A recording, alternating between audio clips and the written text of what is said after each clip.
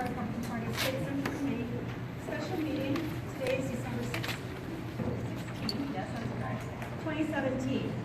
Can you hear me in the back? Okay, let's try this again.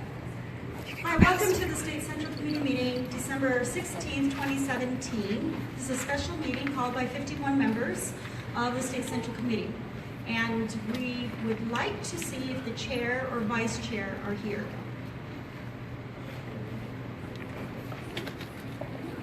The chair or the vice chair.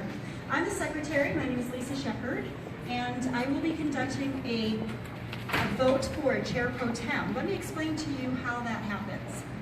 As the chair and vice chair are absent, we will follow the instruction in our parliamentary adopted authority.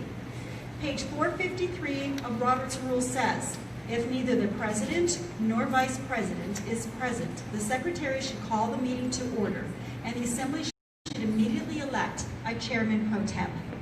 This will be a temporary chair of this meeting, not a temporary chair of the party. The process will be open. We'll open the floor to nominations. When nominations are closed, we will then use a form of election called viva voce.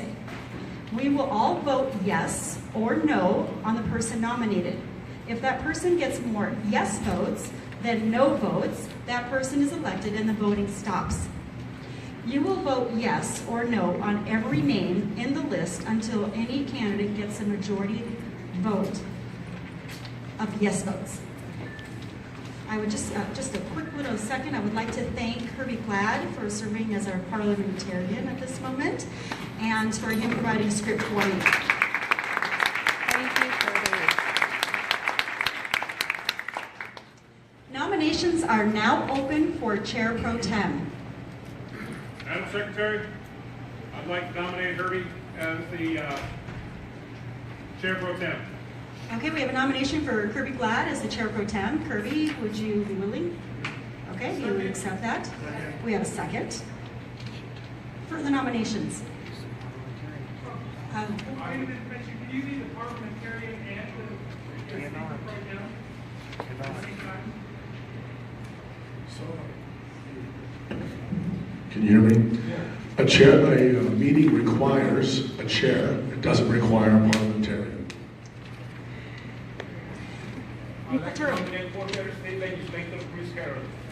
Okay, Chris Herod has been nominated. There's a second. Chris, would you be willing to chair? I would prefer to have her. Is that a decline? Or you would still have your name in? That is Okay. Thank you, though. Former Representative Herod declines. Kristen. Josh Daniels. Josh Daniels? There's a second. Josh, would you be interested in being the Chair Pro Tem? I'd be willing, but only if Herbie was still parliamentarian. Okay. He said he would be willing, but only if Kirby's still the parliamentarian. Okay. Kirby, you're in demand today. Are there any other nominations? So the nominations that I have are for Kirby Glad and for Josh Daniels. Is that correct? Am I missing anyone? Madam Secretary, I move that we close nominations at this time. Okay, I actually was just about to recognize Charlene Eager. She had her hand first. Same thing? Okay. So we have the nominations of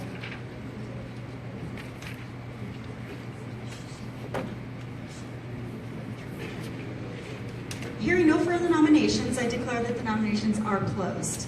We will now vote yes or no on the first nominee. You are either voting yes, you want this person as the Chair Pro Tem, or no, you do not. The first person to achieve a majority of yes votes will be elected. The question now is, do you want Kirby Glad to serve as Chair Pro Tem? Those in favor, raise your credential.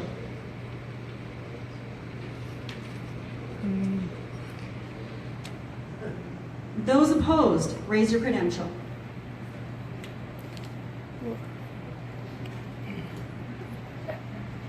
The Secretary is in doubt. Those in favor, please stand.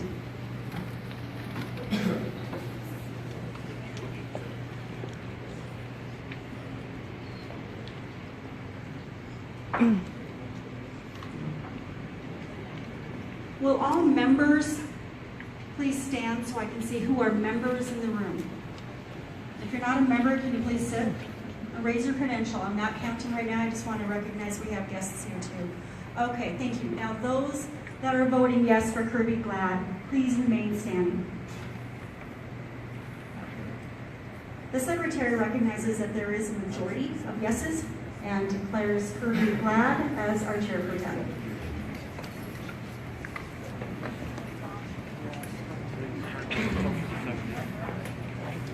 Can you hear me okay? All right, very good. So we would like to recognize that Drew Chamberlain has been appointed or asked to serve as the timer. And we will ask Phil Wright to give an opening prayer, followed by the Pledge of Allegiance led by Kaylee Munns, or Kaylee Munns, depending on which real name is.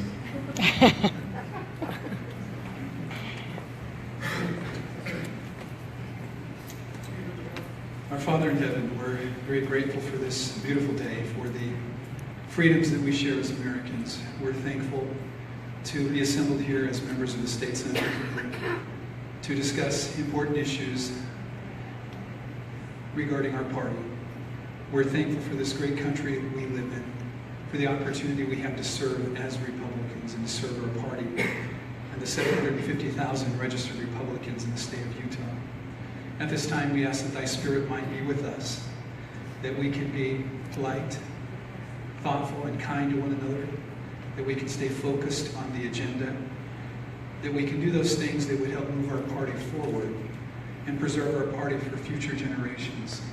We again thank Thee for all that we're blessed with, and these things we pray in the name of Jesus Christ. Amen. Amen.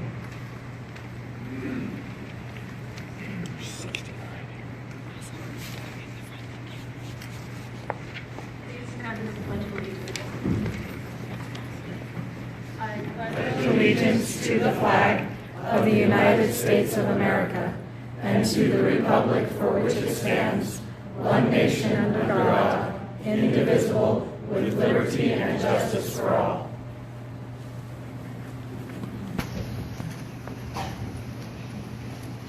And thank you, Phil, for that excellent, eloquent prayer. It's my hope that we leave today with our ability to hold our head high, that we have kept our value as Republicans, but also as Christians, as Jews, as Muslims, that we have treated each other well and kindly and with decorum. So I hope we'll keep that in mind. I would observe that this meeting is going to be challenged. The results of this meeting will come into question, as we've already been told. Just a moment. So this is how this will be done. If there's anyone here who wants to challenge the validity of this meeting, may I suggest that the appropriate time to do that is at the next regular meeting, where the minutes of this meeting will be approved. When the minutes of this meeting are brought forward for approval, then anyone who objects to this meeting, whether based upon the quality of the call or the process of electing a chair pro tem, can bring a point of order at that time, and then we will have it in front of the entire body that's present.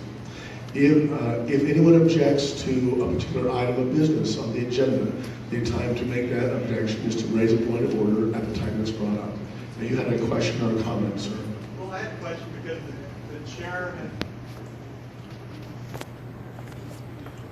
the chair had declared this meeting was invalid, and I felt it would be appropriate to appeal the ruling of the party chairman that this meeting was invalid.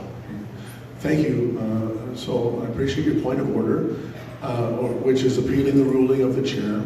The appealing of the ruling of the chair would be appropriately held at the next meeting. So I believe it's important. Thank you very much. It's important that all issues receive a fair hearing, and so at a meeting where and we'll have to do it anyway, right? We can decide it here, but then it's still going to be appealed at the regular meeting. So we'll hold those issues until then. Yes, sir. We have a final provision.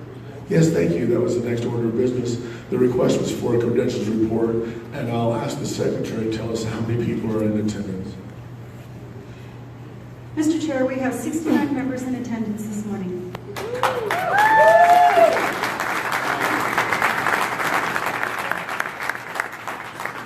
Yes, we have I'm asked to announce 69. that we have the Quorum donations box. is 40. Where is that? Pass it. Oh, we're not going to pass it. So we have the donation box. If you have a burning desire and too much money in your pocket, make your way up and put the money in the box. Now, we have these items that are noticed for this meeting. Mr. Chairman, Yes? when would it be appropriate to make a motion to amend the agenda? I'm going to cover that in just a moment, if you'll hold your motion for just a second. Thank you.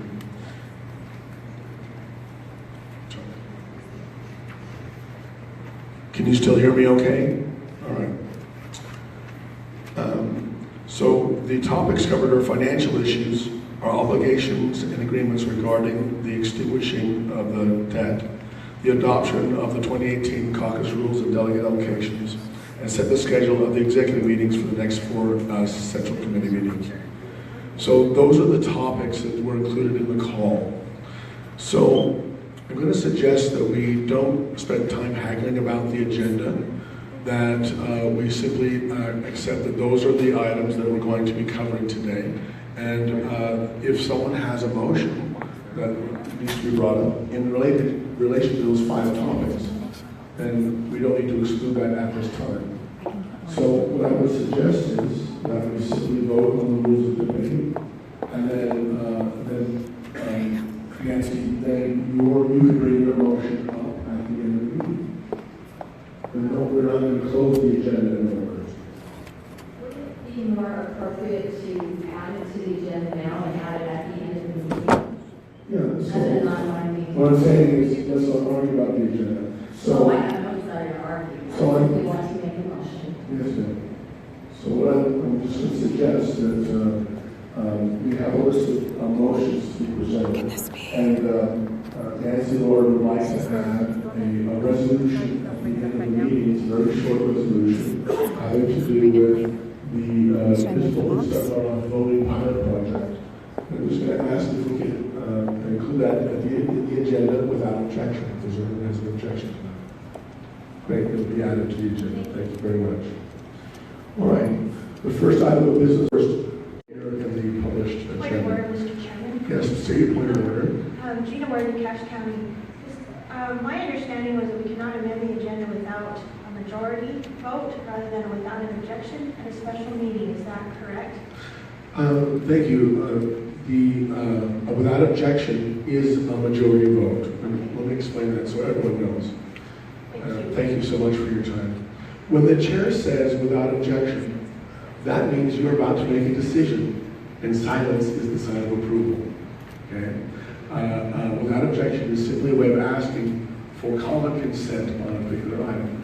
If the chair ever says without objection, and you have an objection, you should raise your hand instead of saying, I have an objection. Okay? That's how that's to be done. If there's an objection to anything the chair wishes to do by unanimous consent, then a vote has to be held. So keep your ears in tune, and any time the chair says without objection, that's your opportunity to object. All right, then I would like to entertain a motion to adopt the terms of debate, which is each member may speak for up to 2 minutes on any pending motion. Presentation of agenda items is not subject to debate limits. Is there such a motion? Point of information, does that mean that multiple people from one position could speak consecutively? In the past, we've always had one person from each side, but you don't have someone from the other side to debate in. Does this mean we could have multiple people speak on the same side? Yes, this limit applies to each member speaking, and therefore it doesn't limit the amount of time spent on an issue or per side. It's only a limit of 2 minutes per person. If we don't adopt this, then Robert's Rules allows for 10 minutes per person, which is quite a lengthy speech. So I heard a motion over here. Second. Okay, but I need to have the name of the person who made the motion. Lane Beck. And what county do you represent? Cache County. Second. The motion is, and I have a second. Therefore, the motion is that each speaker may speak for up to 2 minutes on any pending motion. Presentation of agenda items is not subject to debate limits.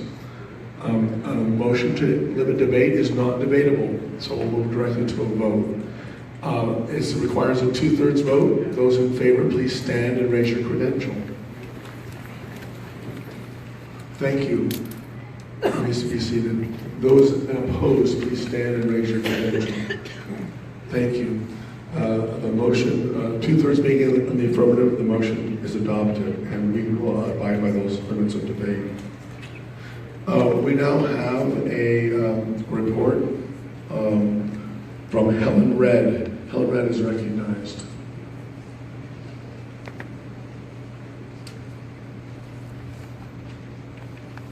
Mr. Chair, may I turn to address my comments to the body? That's not how it's normally done, but go ahead. Just remember you're talking to the chair. Thank you. Eye contact is so important. I'll try to look over my shoulder every now and then. Ladies and gentlemen, fellow SCC members, as always, it is an honor for me to stand before this group at the times that I have had the opportunity to address you.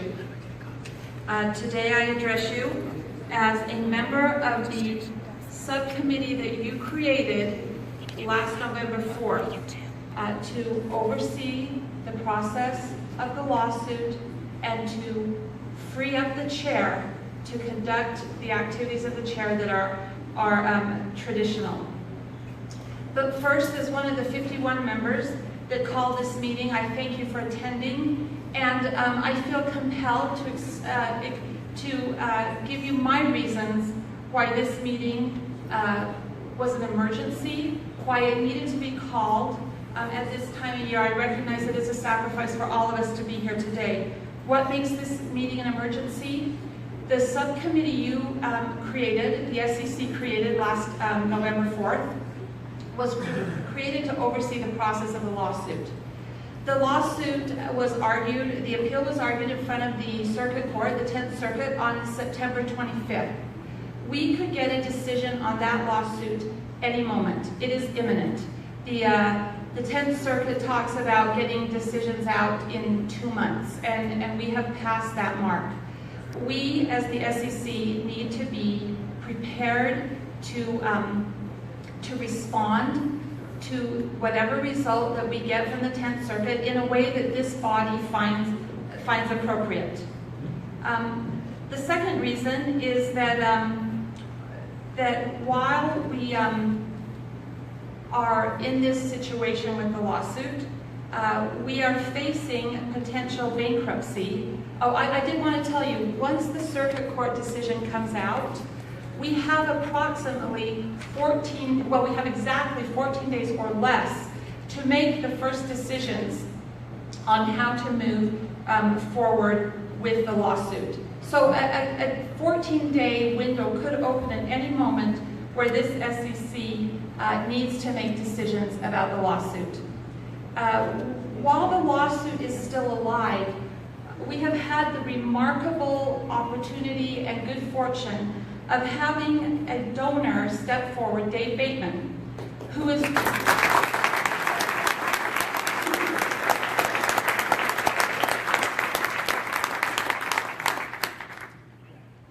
expressed a desire to not only help us move forward on the lawsuit, but remarkably to help us eliminate the debt that is burdening this party. That offer is while the lawsuit is still alive. So we need to act in a way to allow ourselves the opportunity to decide whether or not we're going to take advantage of this opportunity we have to eliminate the debt. We are also faced with the unfortunate circumstance where our chair, Chairman Anderson, has stated that he is committed or could take this party into bankruptcy sometime in January.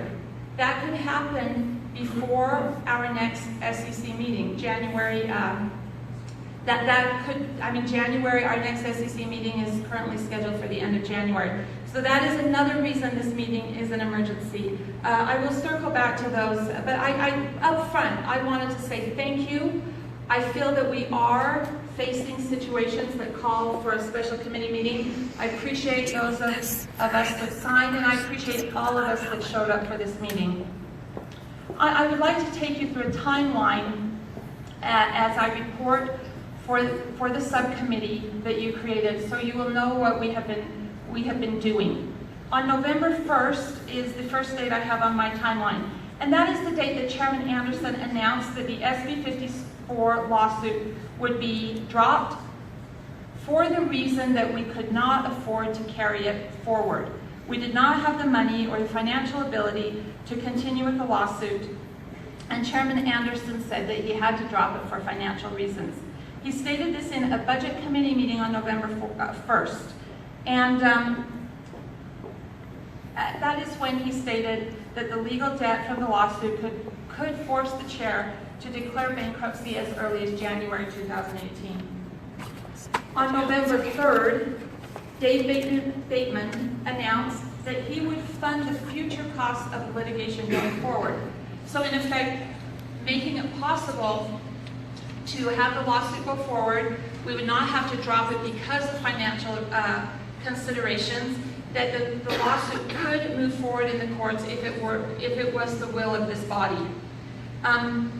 This is when I learned of Dave Bateman. He's a Utah Republican. Many of you have met him. I have since learned, as I've discussed with Dave, he is passionate about the Utah caucus system, and he's an individual who's willing to step up and help the Republican Party at this time. Dave had already been working with Grassroots Republic. I know that many of us are familiar with Grassroots Republic, but for those of you who are not, and I'm going to read this so I get it right, Grassroots Republic is a nonprofit LLC formed for the purpose of supporting legal causes that would support the convention system of nominating candidates and the caucus system. And I particularly want to recognize Paul Cousins and Craig Frank for their work with Dave Bateman. They've already helped the Utah GOP take our lawsuit to the appeal stage.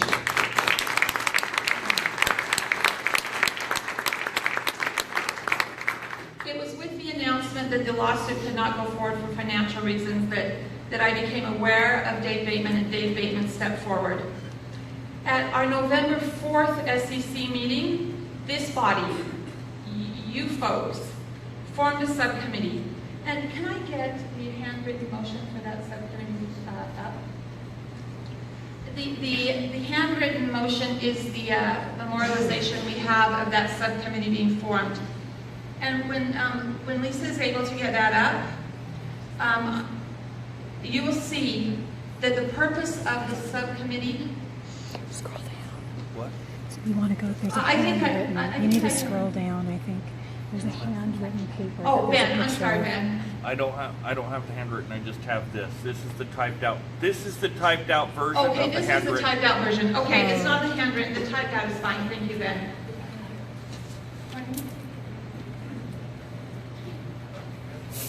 You'll see that this states that the purpose of forming the subcommittee is to oversee the process of the lawsuit. And it gives the reason for forming, you gave the reason for forming this committee to free up the chair. So the party chair can focus on fundraising, organizing grassroots, supporting elected officials, and winning elections in 2018. So obviously, it is plain on the language of this motion that I understand overwhelmingly passed. I was not present and still managed to become appointed to this committee. I'm grateful for your confidence. That it was passed overwhelmingly. And it only makes sense, clearly, if we are freeing as a committee, if our work is to free up the chair so that he can do other things which are most appropriate for a chair, and that we really need our chair to be doing, there must be some activity that the SCC is contemplating that this committee that they formed, that we formed, you formed, would be doing. So there's clearly some action by this committee anticipated by the very nature of the motion itself that passed. And you can see the members' names there of the subcommittee: Don Diamond, Lane Beck, Chris Herrick, and Linda Pipkin. And I think, and I'm honored to be on that committee. And it has been a committee that has worked exceptionally hard on your behalf. Thank you.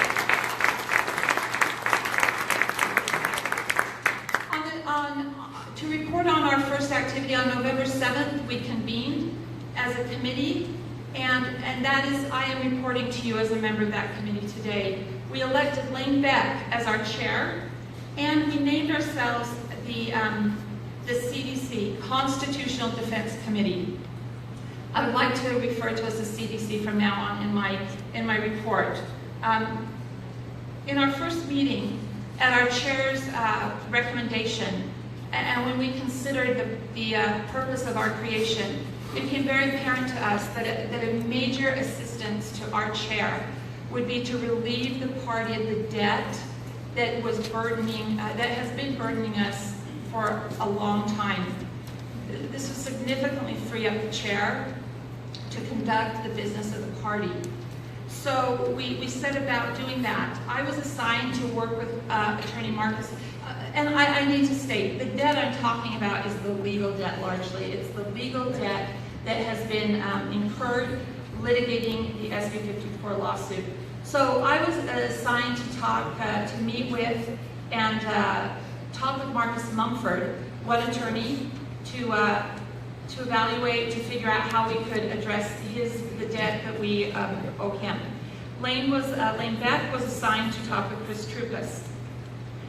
Shortly after we met with Mr. Mumford and Mr. Troupas, Lane and I met Dave Bateman for the first time. I knew that Dave had publicly expressed a willingness to help us go forward with the lawsuit. So we were meeting with Dave to discuss how that might happen. And when we came upon the subject of the past debt that was burdening our ability to move forward, that was burdening the operation of the party, Dave expressed a willingness to help eliminate our past debt also. So not only were we looking at an opportunity to go forward with the lawsuit, we were actually looking at the wonderful opportunity of eliminating this debt that has been burdening the party, burdening the chair in his abilities, in his work to support candidates, pursue grassroots, organize the caucus, and very importantly, this debt was creating a situation, as explained by the chair, that prevented the lawsuit from moving forward. After this first meeting with Dave, the CDC began encouraging and supporting the party to work with Mr. Bateman to receive his large donation to eliminate the debt burden and pay future expenses of the lawsuit.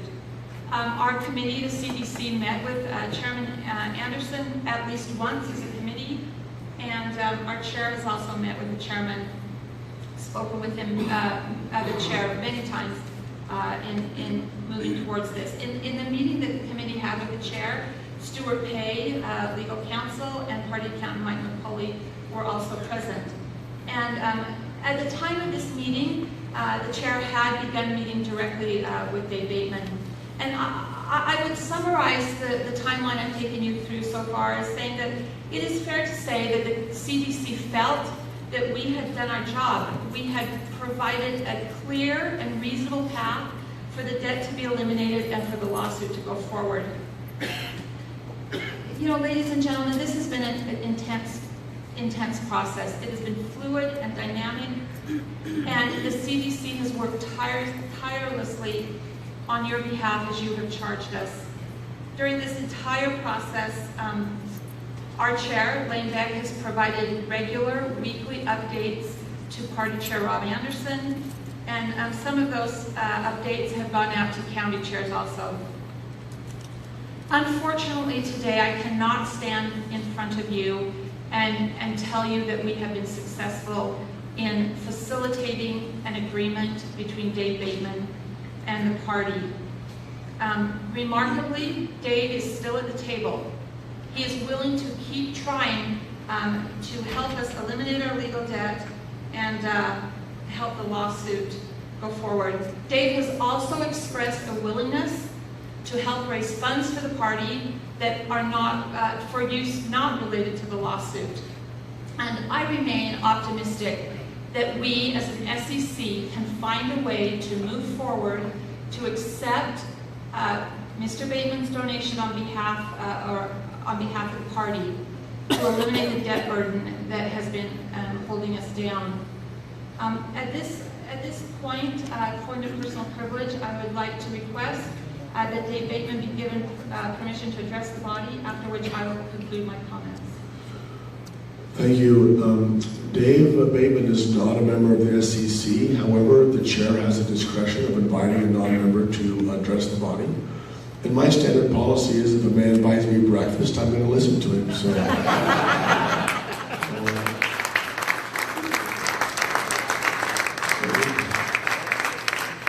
Thank you. Thank you. This was to recognize Dave Bateman.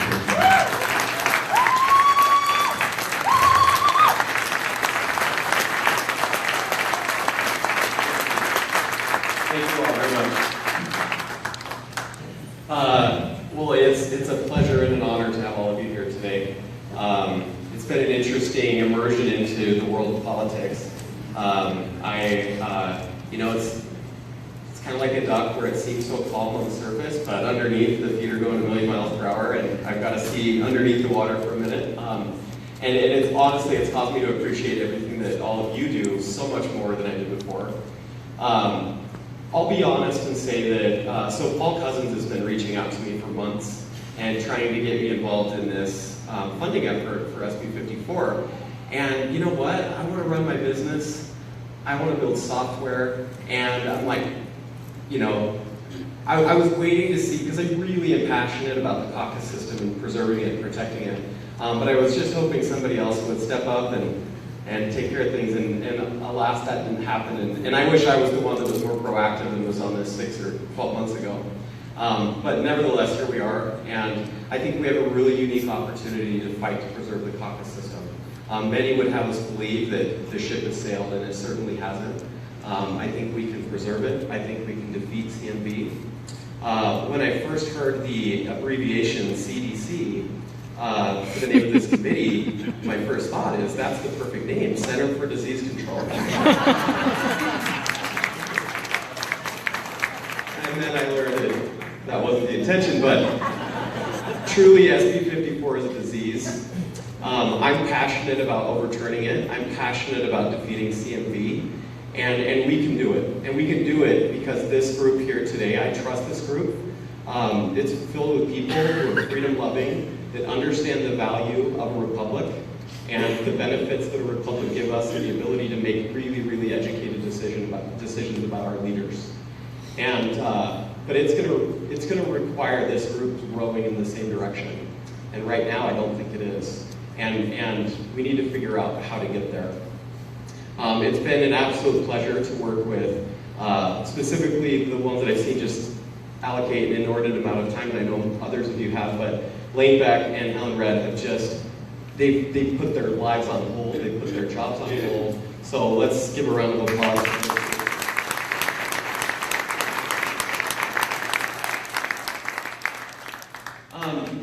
I'll just take, I don't want to take too much time, but I want to tell you why I love the caucus system. So in 2010, I showed up to a caucus meeting, and I'd never been to one before. And I made the mistake of sharing my opinion on something and was very quickly nominated to be a state delegate. I accepted that, and I really took it seriously, the need to go out and research the candidates, get familiar with those who were running, and I got a front row seat to see an entrenched incumbent removed from office. And that's really hard to do when the methodology of selection of a candidate is yard signs and TV ads. It's hard to compete against those entrenched incumbents. And I also got to see a man put in office that, while not perfect, has done, I think, an exceptional job representing our state. And so seeing this play out, my business, every business in the state, is dependent on fiscal conservative policy that will allow us to continue to be efficient and competitive in the national and international markets. And more than my own desire to protect my business, the echoing repercussions of CMB, I think, will have repercussions for generations to come, and will affect my kids and my grandkids' ability to create businesses and be successful, and have a healthy economic environment here in the state. So that's why I'm here. A lot of people want to know, why would you possibly write such a huge check? And the reality is nobody else would. So here I am. But I truly love the caucus system, and I hope, and I trust that this body wants to preserve it. I will fund anything and everything I can to help you do that. I don't want to twist your arm. I don't want to dictate your agenda. I'm here because I agree with your agenda, and I want to support you. So hopefully we can do that today, and just thank you again for the time to address me.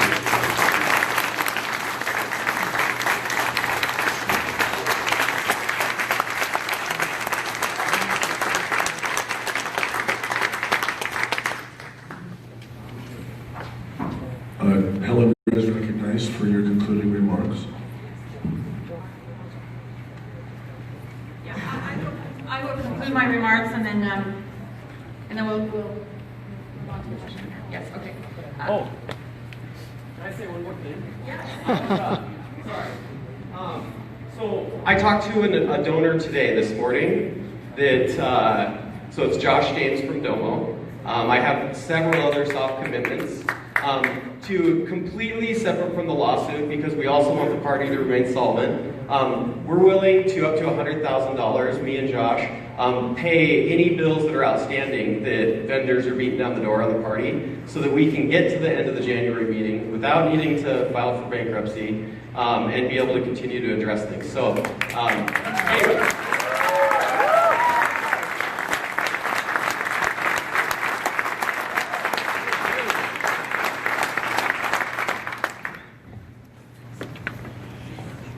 I feel like I need to let that just sit for a moment. Thank you, Dave. And that is where we are this morning as we gather. We have a donor who has just committed $100,000 for our ongoing accounts payable. That's what I understand. And we have a donor that is willing to relieve the legal debt burden. If you pass the motions that come before you today, if we pass those motions together as an SSC, we will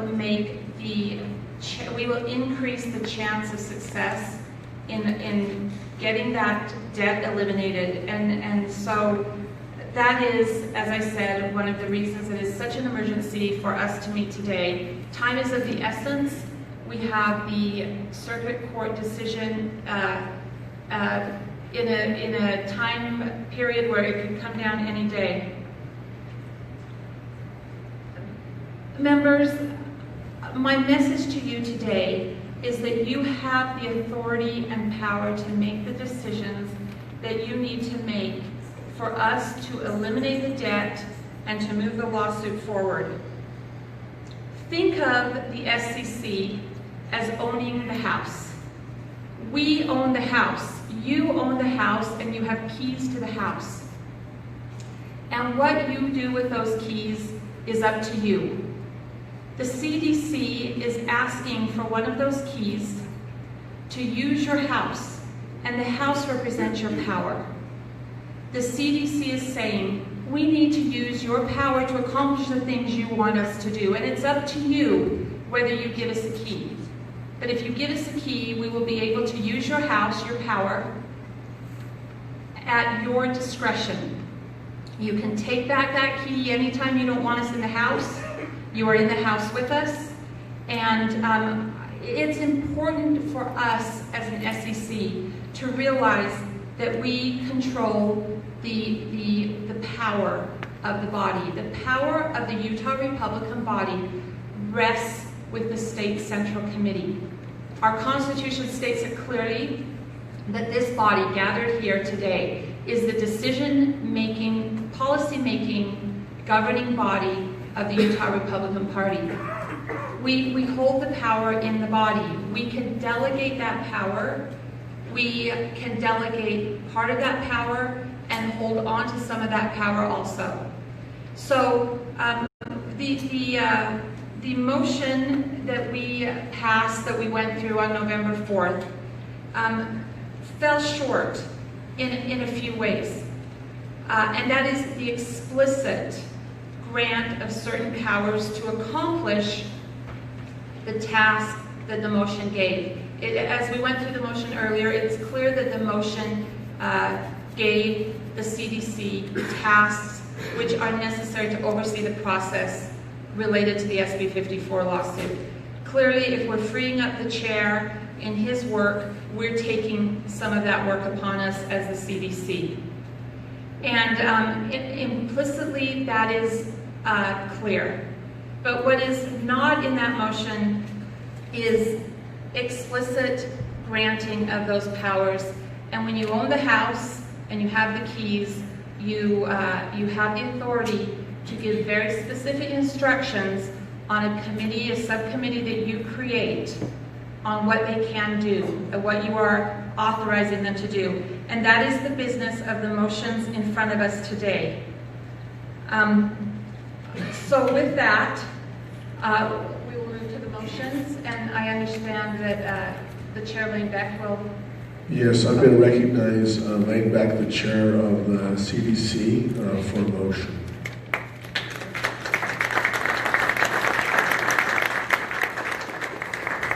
Thank you, ladies and gentlemen, Mr. Chairman. There was a motion that went out with the agenda that was mailed that really contains most of the information that is going to go on to this. Get a little closer, Lane. A little closer. Oh, I'm Yeah. too tall. Sorry. Yeah. And I'm going to, without objection, ask this body to substitute the motion that was sent out with the agenda with the motion that was handed out that will appear on the screen.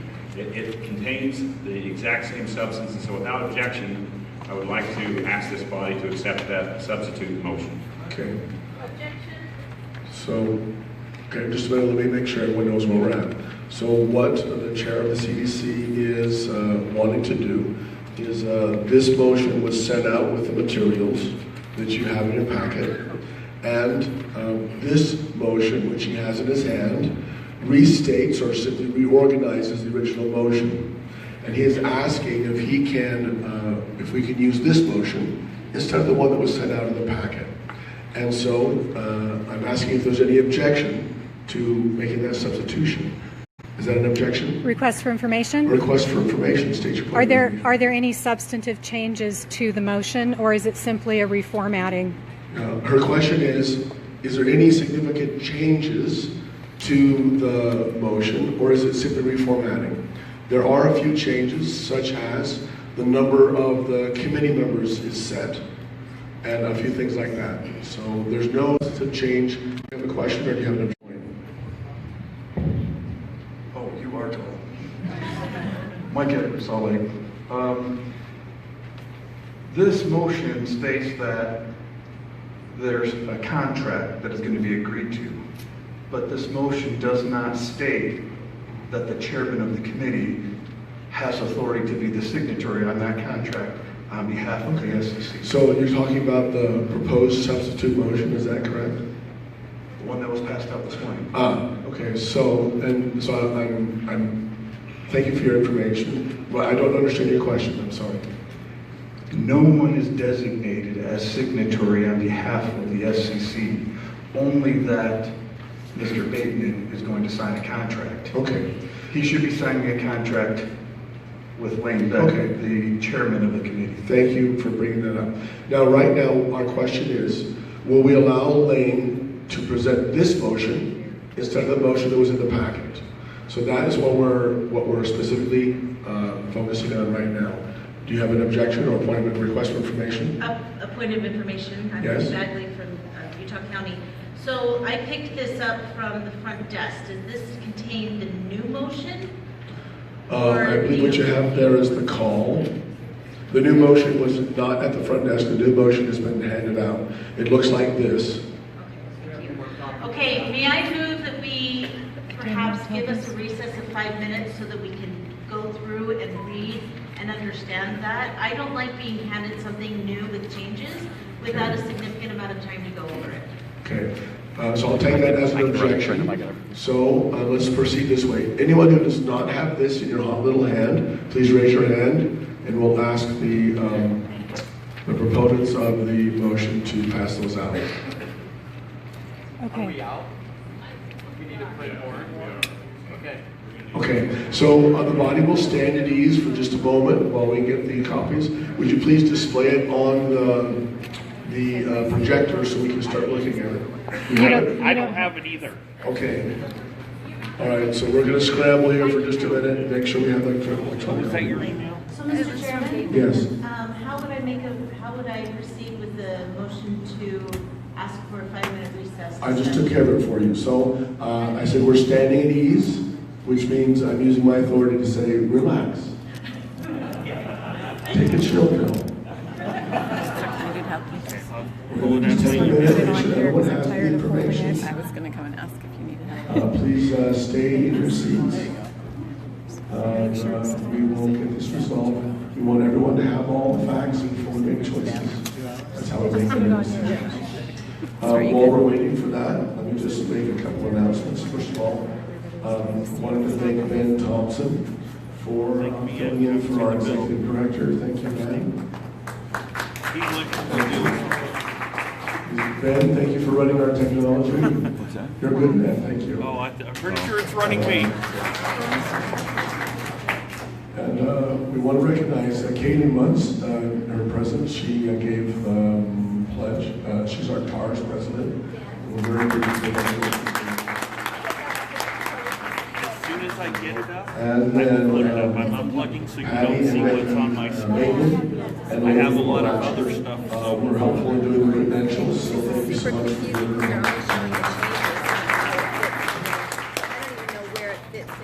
So it's worth mentioning that the Utah was ranked number 1, 6 out of the last 7 years for business environment, and we're ranked number 1 in economy, and it's because of the Republican principles that are held by the candidates that we as a party put forward through our caucus and convention system. So it's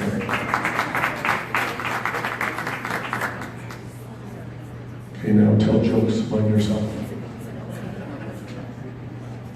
Yes, we're standing at ease, but what's your, how many assistants?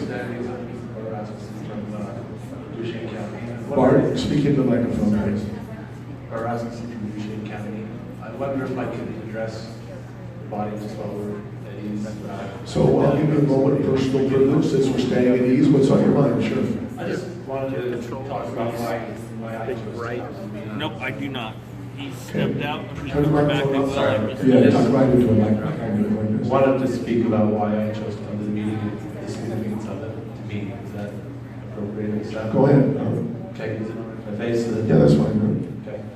I'm Bart Rasmussen from the Duchesne County delegate or whatever to this body. As I was deciding whether or not to come to this meeting, I thought it was, I was considering some things and where I would be presently if I were not here is significant to why I'm here.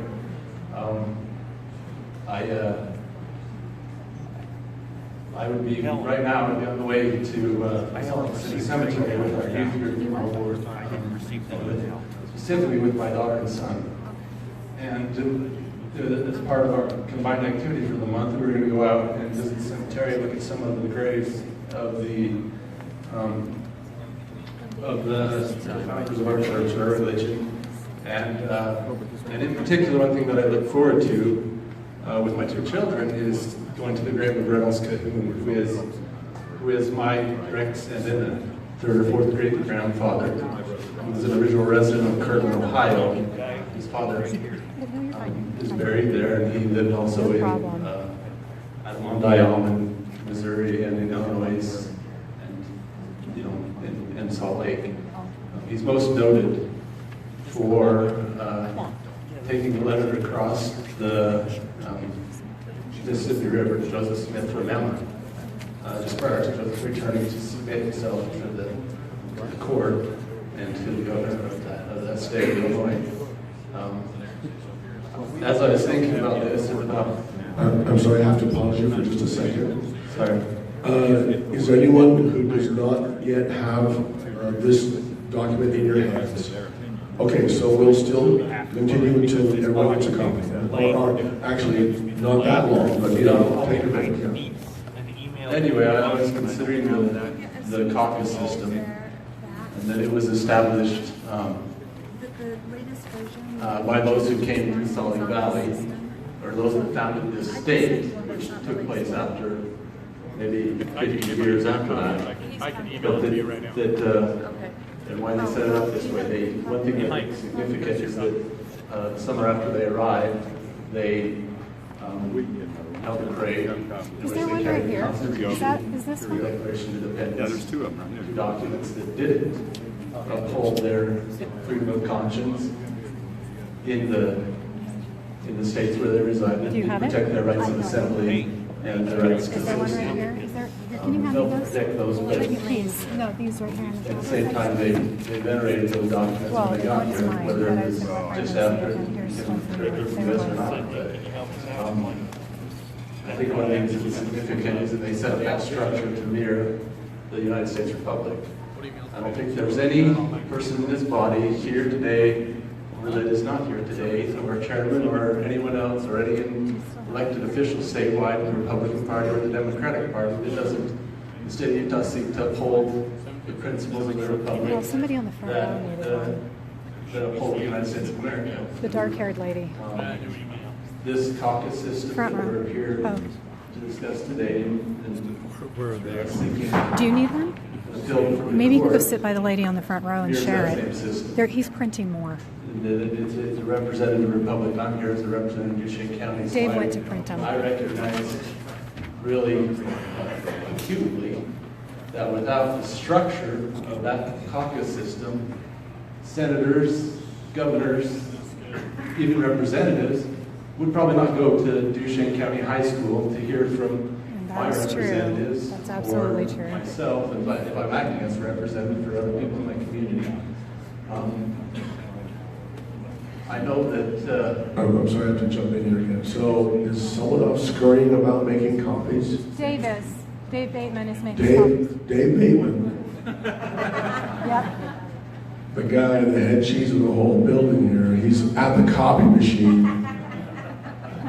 Okay, well, there you go. We got our best minds working on it. Okay. I'm quite a contrast to Dave because he's a software engineer. I believe in concrete excavation construction. So Okay, here's some copies. Okay, raise your hand if you need a copy. No, the structure. Looks like we've got copies here. Just closing, just last thing I want to say is that this structure was given to us by people who sacrificed a lot. Mirrors the structure that was given to us in our country. And I don't think that we should be unwilling to pay a high price to preserve the structure that we have in the caucus system. Because those who set it up paid a high price to give it to us.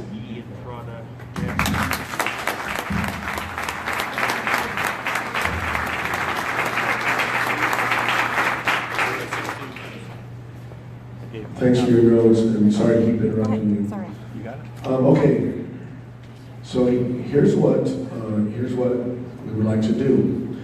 All we want to know right now is it okay with you if we discuss this motion instead of the motion that was in the packet that was sent out? We're not adopting this. We will go through this motion in excruciatingly painful detail, every paragraph. All we want to know right now is it okay with you if we talk about this one replacing the first one? This is actually 5 different motions. Is there any discussion on making that substitution? Okay, all those in favor of substituting this motion for the one that was in the packet, say aye. Aye. Those opposed, say no. The ayes have it, and now this is our motion. Thank you very much. All right. Chair recognizes Helen Red, and to make them, go ahead and make this motion. They didn't send it to me. they sent it to me. I They think didn't. everybody has a hard copy except for me. Well, we still want to have it up on the screen so that you can screenshot. Lane, from now on, you have to bring your own microphone stand. It's an honor for me to be involved in presenting this motion, because not only does this motion ensure the State Central Committee our power and authority to protect the caucus system, it represents our fight to preserve, even more importantly, our constitutional freedoms. That is why this committee named itself the Constitutional Defense Committee. The right to associate, the right for our counties, those of us who make up the body, to decide how we choose our candidates to bear the Republican name is the essence of this fight. It is an honor for me to be here today. Thank you.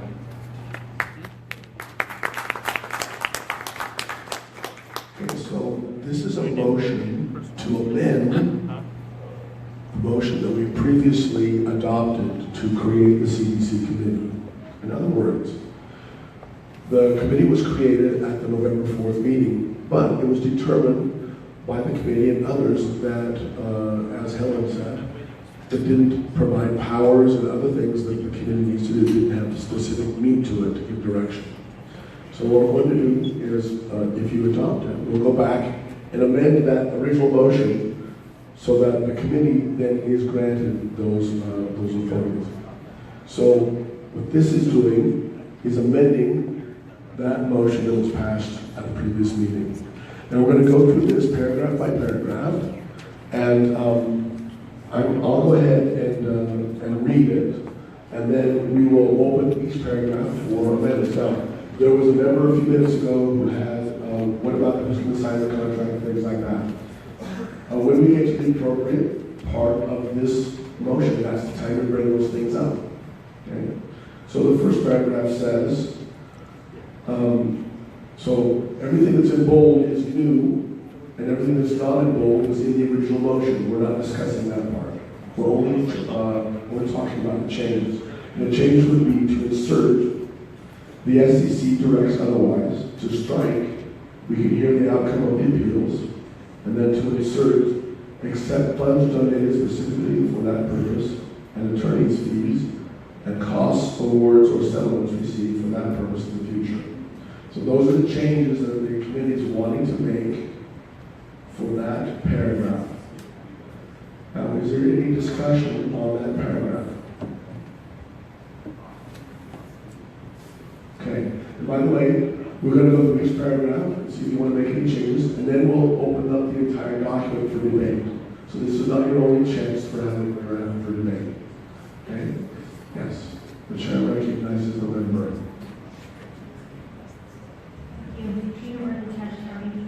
I would like to suggest to this body that in this first paragraph where we say have the lawsuit continue until the SCC directs otherwise, and I think we should add in there until at least we can hear the outcome of the appeal. I think that might be a good thing to add in there. So that'd be a motion. Is that be a motion to amend this proposal? Let me see if I understand your motion. Do you want to insert at least until the appeal is heard, or? This was given better wording idea. The SCC directs otherwise and not before we can hear the outcome of the appeal. Does that make sense? I'm a fan of microphones. Okay, so let me restate it. To have the lawsuit continue until the SCC directs otherwise and not before we can hear the outcome of the appeal. No, I believe that amendment, we could do it, but I don't think it's effective. Here's why. Okay. The SCC can direct them to drop the appeal at any time, whether it is before the hearing outcome or not. And so, since we already have to, as an SCC, direct them, we would have that decision of whether to do it before the hearing. Does that make sense? So I'm suggesting that we can do this. It's not out of order, but it's It doesn't add any value. You don't see that it changed anything? I don't think it changes anything. Does that make sense? So you can withdraw your motion, or we can vote on it. I'm happy to vote on it if you wish to. Well, if the body speaks and it doesn't change anything, then I will withdraw my motion. Okay, thank you. The motion is withdrawn. Okay, anything else on this paragraph? Okay, then the next paragraph says, it inserts the word 5 members, which specifies the number of members. The SCC appoints 5 members subcommittee. The Constitutional Defense Committee, full power and authority too. And then it lists the powers and authorities, which I'm not going to read. Okay? But I'll give you just a minute to read those carefully. Manage, direct. B, adopt rules. C, enter into contracts. D, establish and maintain a bank account. E, spend funds. Okay, so this paragraph, this paragraph down through E is now open for discussion or amendment, which the members recognize. Hi, Wendy Bagley again from Utah County. So I have a question that says that the SCC appoints a 5-member subcommittee, and the subcommittee are the 5 people below. On the previous motion that was in the packet, it talked about David being a member of that committee. And so I'm curious as to the constitutionality of Mr. Bateman being placed on the committee. Is that still an intention? Did they remove that? After we pass this motion? Just wondering. So your parliamentary inquiry is, can a member, so a person who is not a member of the State Central Committee, be made a member of a State Central Committee subcommittee? That is the first question. The second question Let me do the first question okay. first. So, yes, Robert's rule specifically provides that a non-member of the body can be made a committee member, maybe serving committee. What is your next point of information? My next question, if that is the intention of this body, where will we be voting on that? So, I understand this is a request for information of where is Dave Bateman's name appearing in the motion. And I'm not seeing it.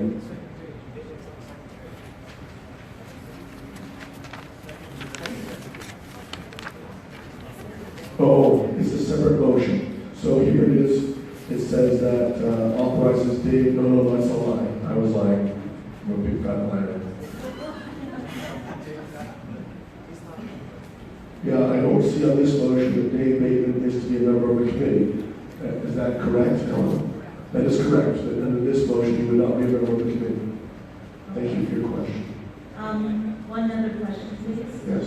Is when would it be appropriate to bring that forward to add into the? At the end of when we do paragraph by paragraph, then we'll, so 2 places.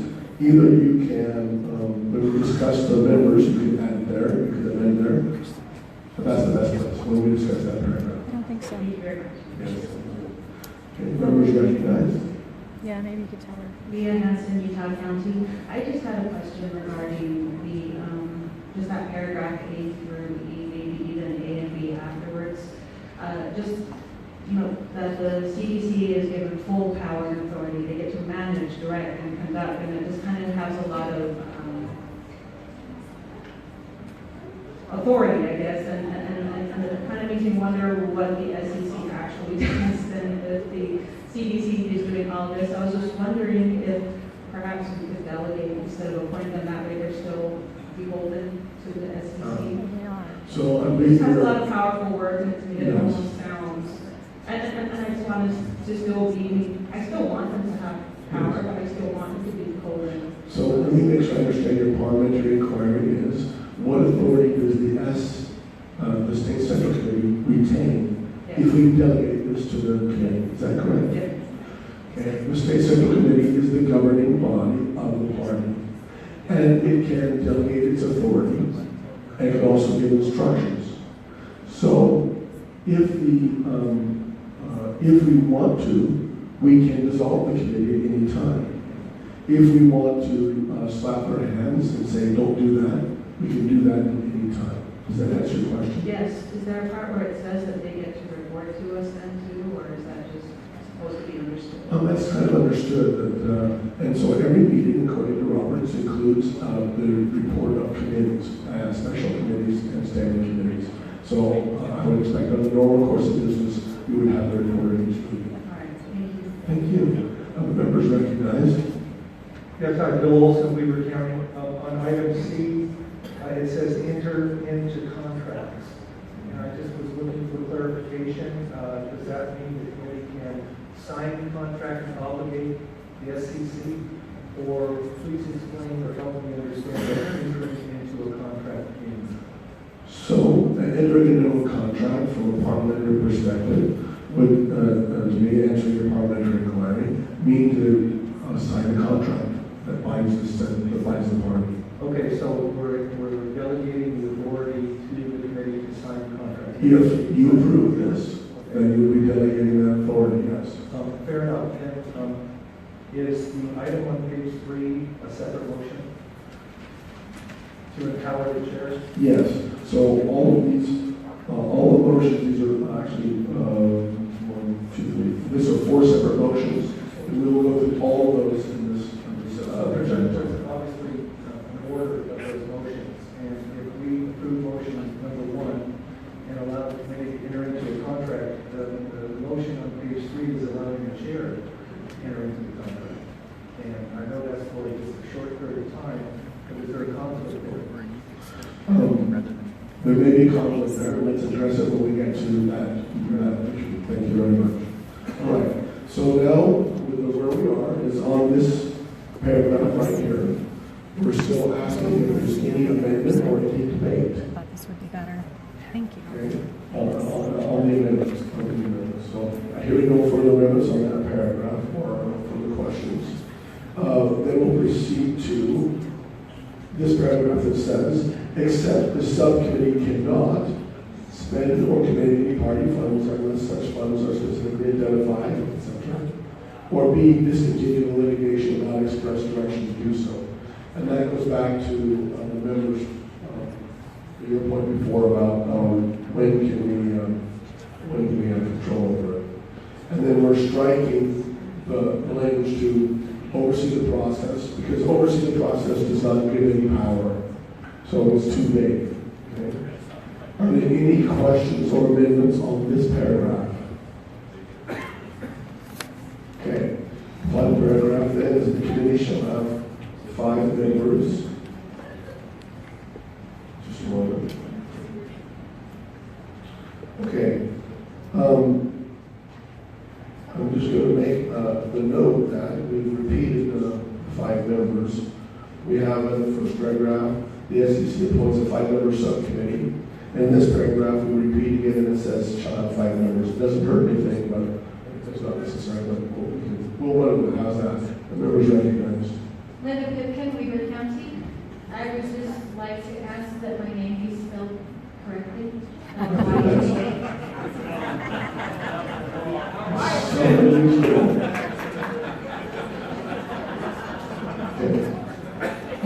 If there's no objection, we will spell Pipkin's name correctly. Members recognized. Hi, John Monson from Utah County, and I just wanted to ask a technicality. So we're stating that there will be 5 members, but then we also would like to add the abatement, so that actually makes No, we don't. So, We don't want to add it. Are you making a motion to amend this to include Dave Bateman as a member of the committee? Yes. Okay. So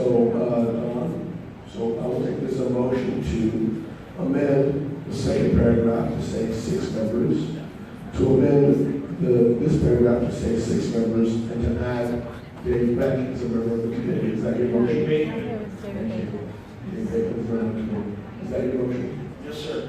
Okay. Is there a second? All right. Now we are going to discuss making this change.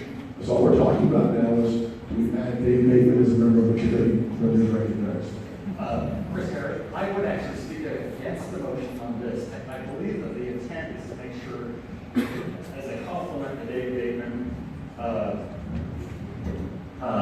so that it's a thank to Dave Bateman, it's his resources. But having talked to Dave, Dave is an extremely busy man who's donated a lot of his time. So he would actually prefer not to be on that committee. And so that's why I would speak to that. But I think it's important to recognize the intent of the motion is to make sure that Dave Nathan is thanks and knows how grateful this body is for his.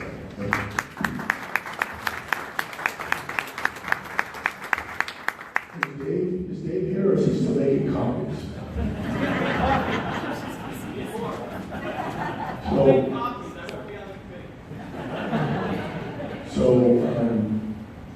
Just heard Dave Bateman say for to not be on the committee. Is there any other discussion on this amendment? Peter Cannon from Davis County. I would just mention also there may be a little bit of conflict. If Dave is on the committee, when the committee approves a contract with Dave, that may not look good. That's a conflict of interest. Then, is there anyone to speak in favor of adding Dave Bateman to the committee? Okay, then, did you want to speak against it? Do you have something new to add, or go ahead? The member is recognized. If appropriate, I'd like to propose an amendment to the language, or a change in language. So right now we're discussing the amendment that he just asked for. Okay. Are you you wanting to change his language? Okay, that'll be the third. Okay, yes.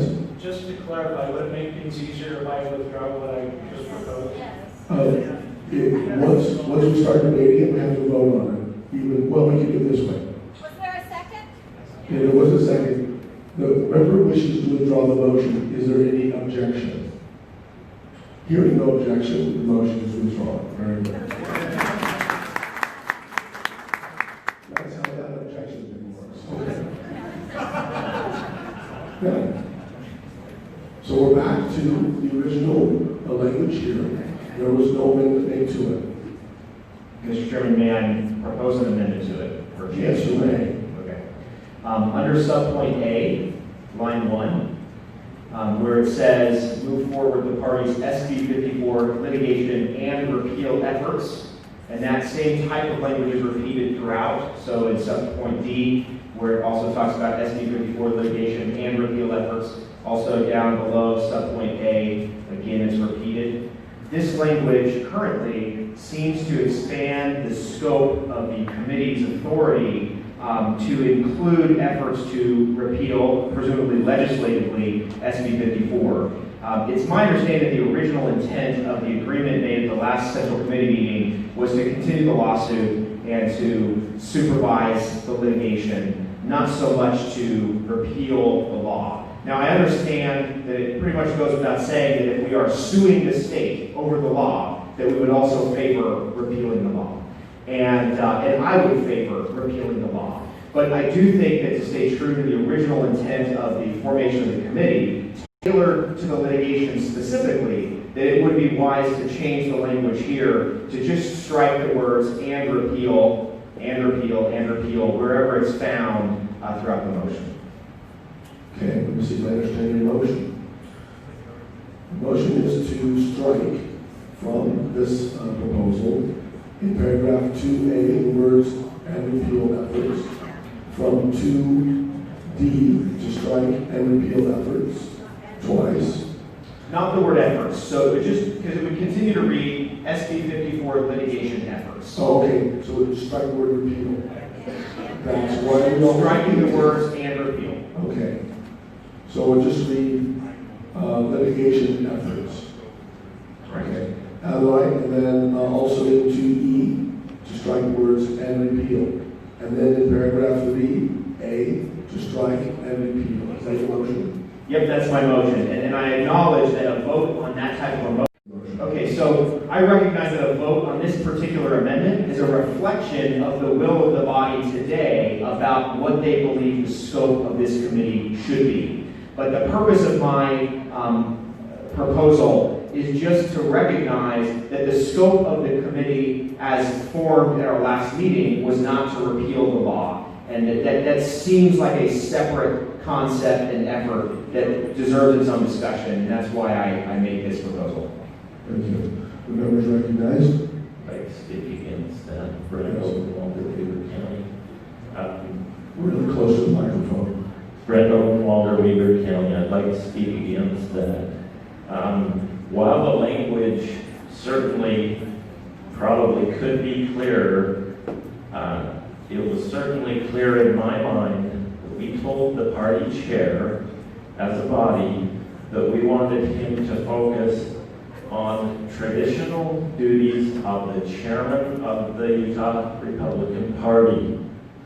Therefore, if this subcommittee chooses to repeal SB 54 or work with the legislature to do so, I fully believe that they are within the scope of what we made clear last month. We want the chair concentrating on his traditional duties. Thank you, and I just want to remind Drew Chamberlain he's the timer. These are 2-minute speeches. Okay, good. Okay, is there members to speak in favor? Okay, the members recognized. Nancy Ward, Salt Lake County. I'm speaking in favor of this because I think when you include and repeal, that's dealing with lobbying the legislature to pass legislation, and that's a very different action than dealing with the litigation. And there may be some issues with regards to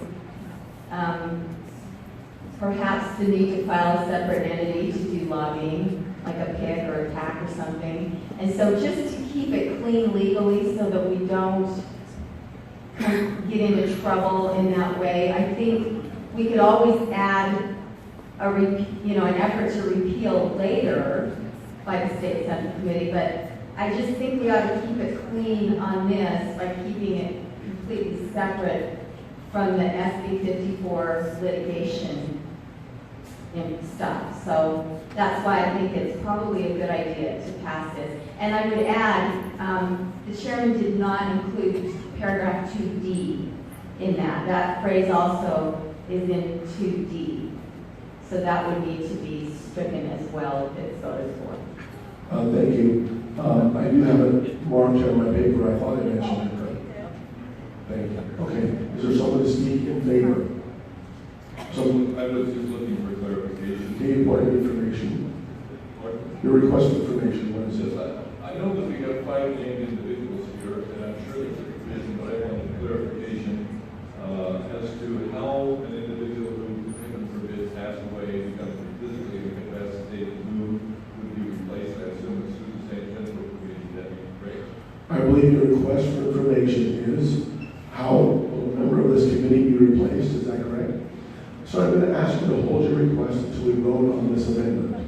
And just hang on just a second, hold that thought. Okay? All right. To speak to the amendment. I am speaking against this motion.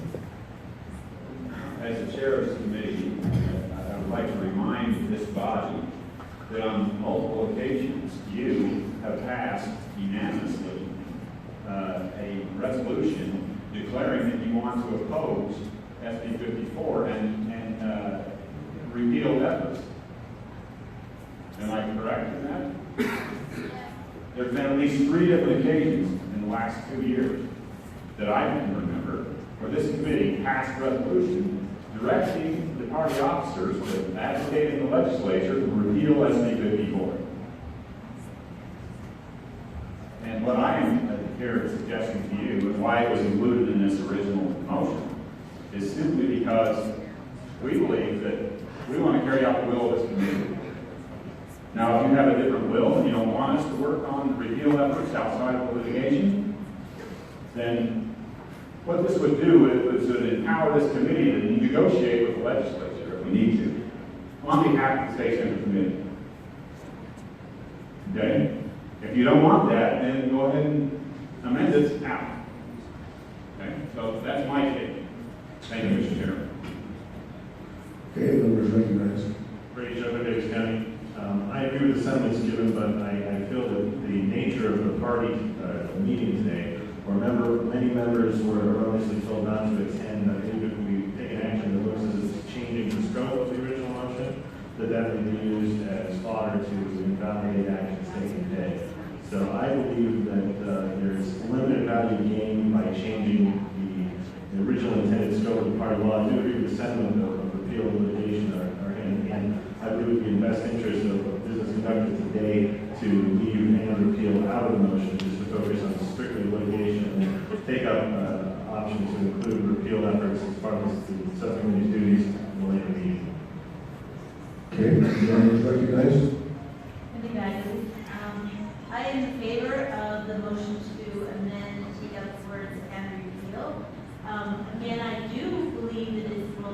body to participate or move forward a repeal of Senate Bill 54. But I feel it would be more appropriate to bring that up at the January meeting. At the January meeting, the legislature will have been in session for maybe a week or two. And I would like to have it be decided there when we know what efforts maybe are moving forward on that.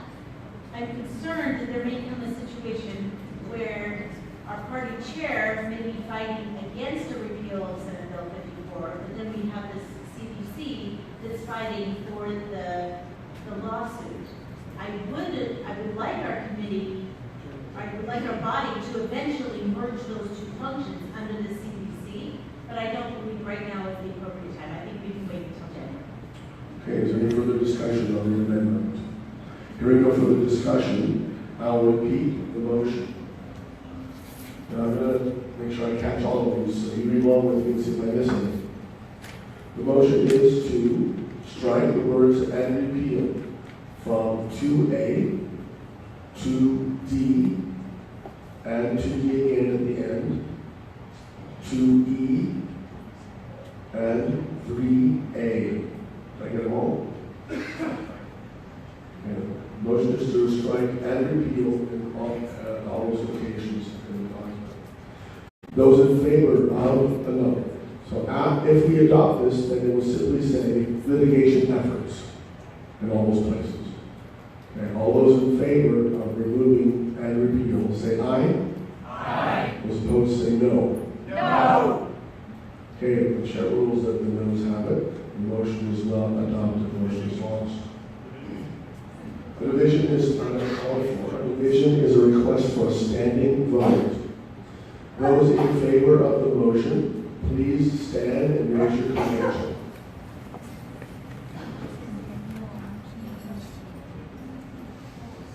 Okay, be seated. Those opposed, please stand and raise your credential. Okay, the chair is in doubt, so we'll have a counted vote. Please sit. And by the way, that's the appropriate way to use a request for division. If you are ever in disagreement with the chair's ruling on the voice vote, it's your right to ask for division. And then because after the division, I'm now unsure, so then for that correction. And now we're going to count.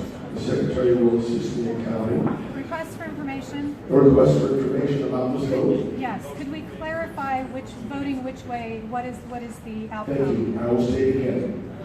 If you vote yes, we will remove the words "and repeal," leaving it to read only litigation efforts. If you vote no, "and repeal" will remain in the voting. Another question. Point of clarification. If we remove "and repeal,"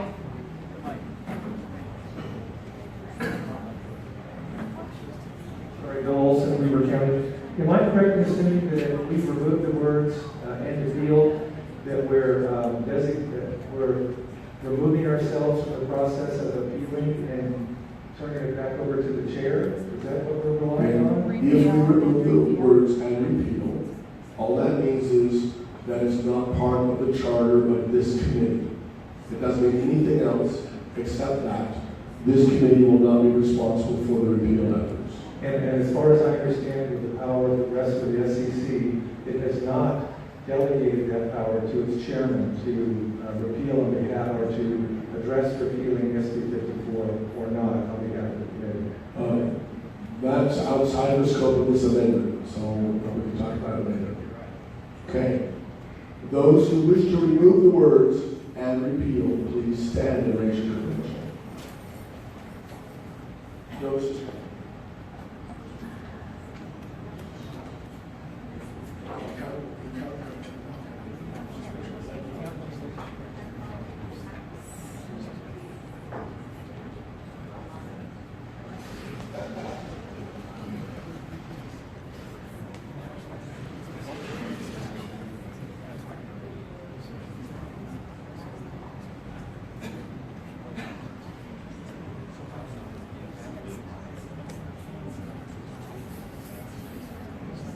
Thank you. Please be seated. Those opposed, please stand and raise your credential.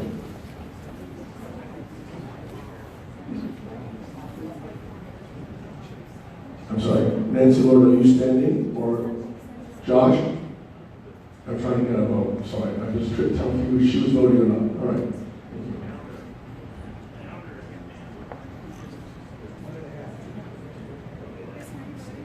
Yes.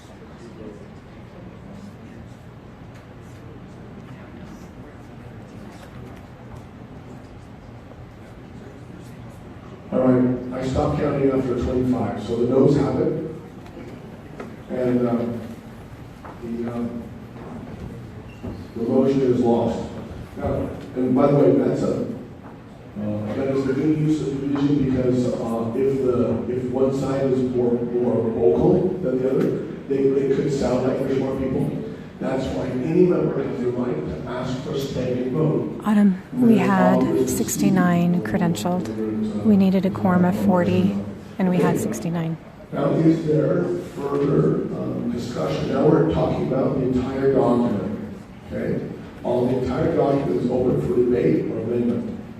Is there any other discussion or amendment on the entire document? Okay, here we go for the discussion. We'll now move to a vote. Part of our call to meeting is that votes on these motions will be made by roll call.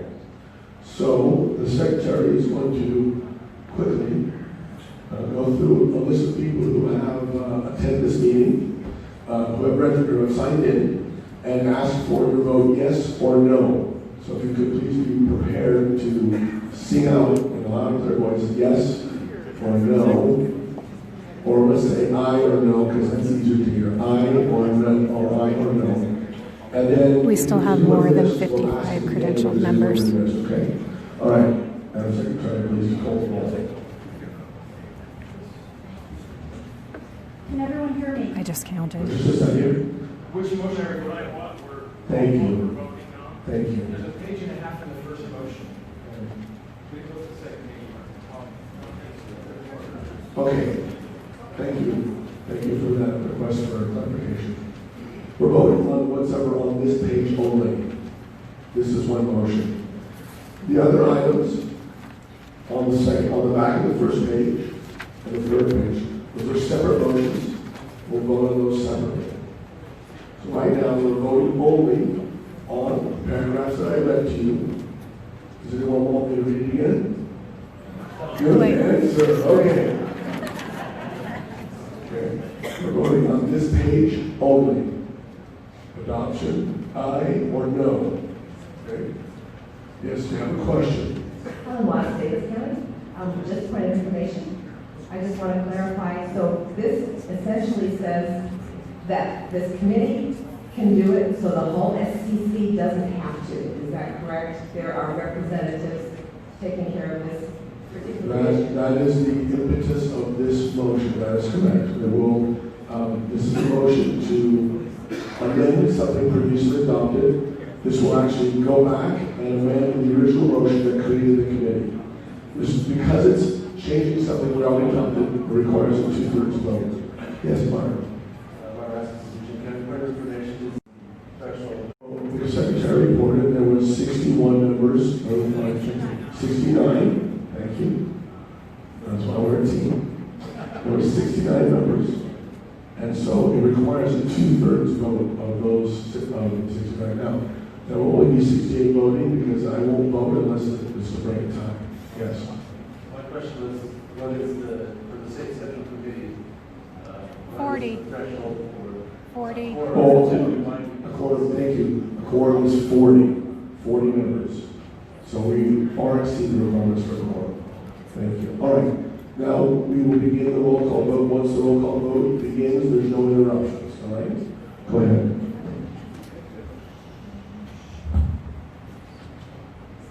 I want to make sure I have a select spots in me. So any objection to going alphabetically?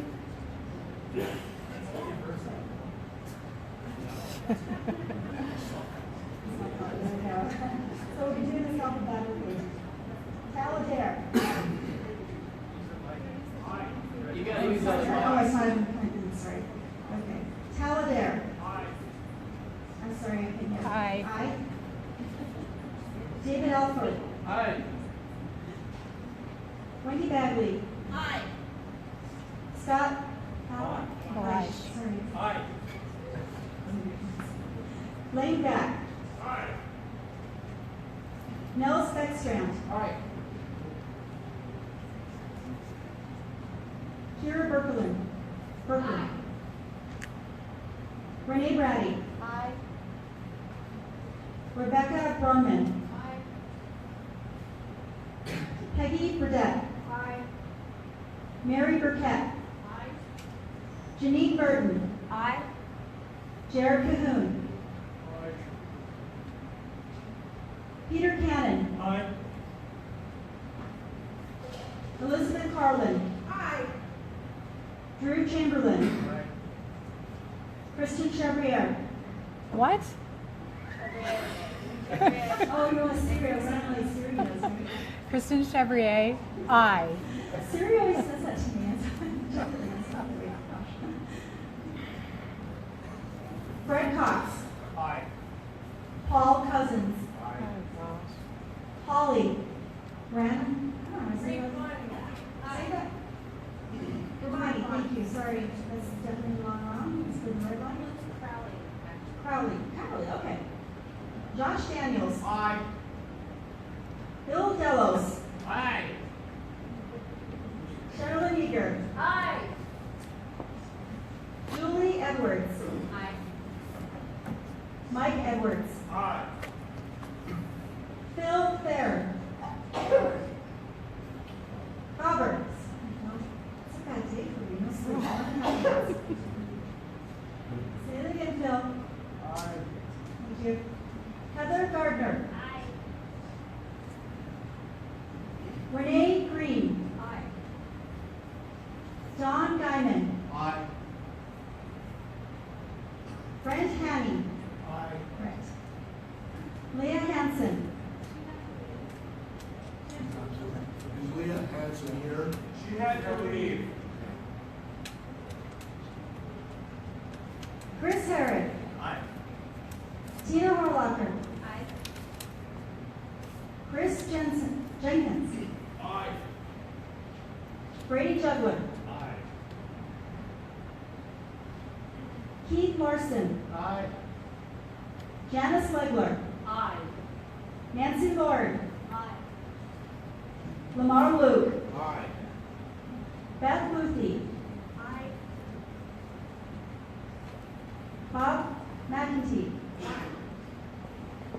Michael Melendez. Don Monson. Aye. Arturo Morales. Aye. Jamie Munns. Aye. Haley Munns. Blaine May. Aye.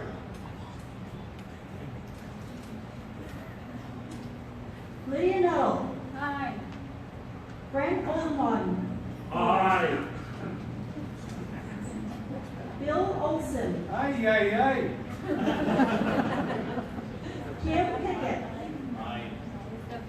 Linda Pipkin. Aye. Bart Rasmussen. Helen Red. Aye. Zachary Sayer. Aye. Sawyer. Aye. Carolyn Sharp. Lisa Shepherd. Aye. Lee Scaglin. Aye. Ben Thompson. Nay. Craig Thorne. Roger Timmerman. Aye. Chris Udi. Say that again? Udi. Sorry, Chris. Aye. Helen Watts. Aye. Chris Udi, will you say yours again? I do.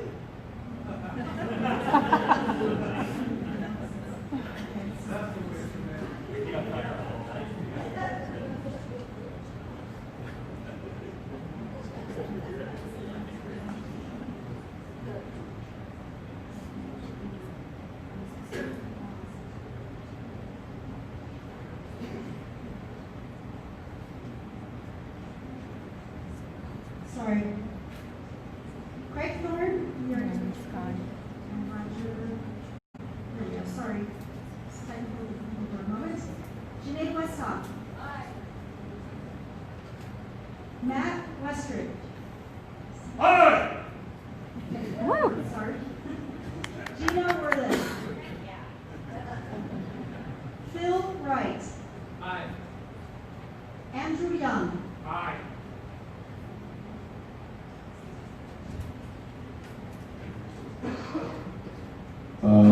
With 66 voting, there were 65 yeses and 1 no. The motion is adopted.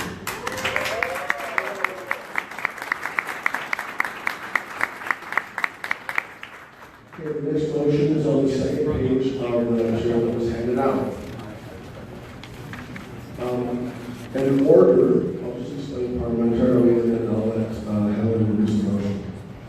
An order is the way that the body gives instructions to its subsidiary body. So, the way you give instructions to a committee, the way you give instructions to an employee is by an order, similar to a court order. Now, I'll recognize Helen to introduce the motion, and then you. You have a question? Oh, you have one. Reed Taylor, Salt Lake. My name wasn't called for the vote, so I Oh, just want my mistake, my mistake. recorded as I'm abstaining from the vote right now. Thank you, Reed. Okay, my mistake.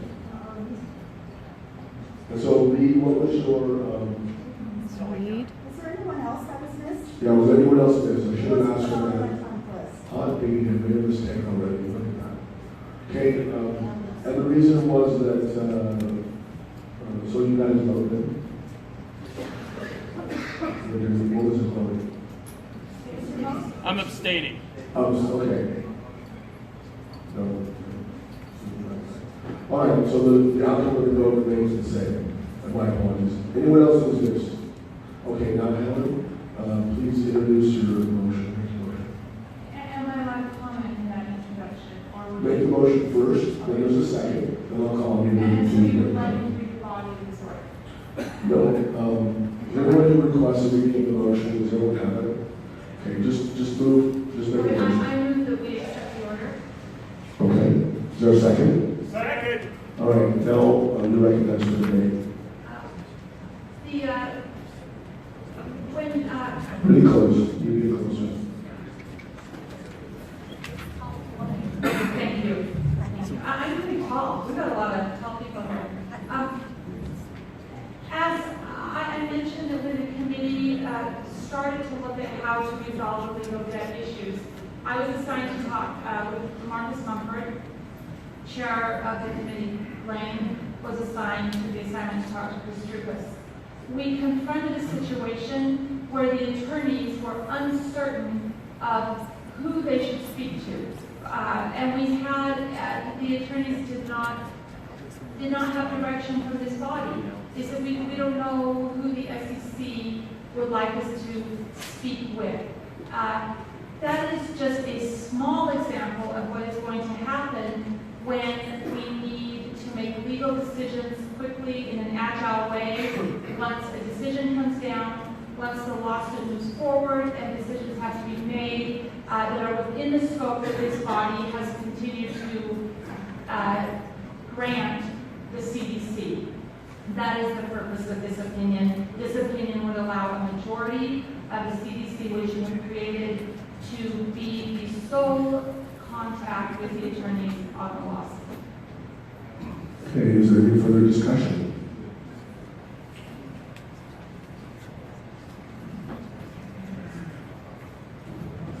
Mary Burkett, Washington County. I just have a quick question to make sure I'm understanding this.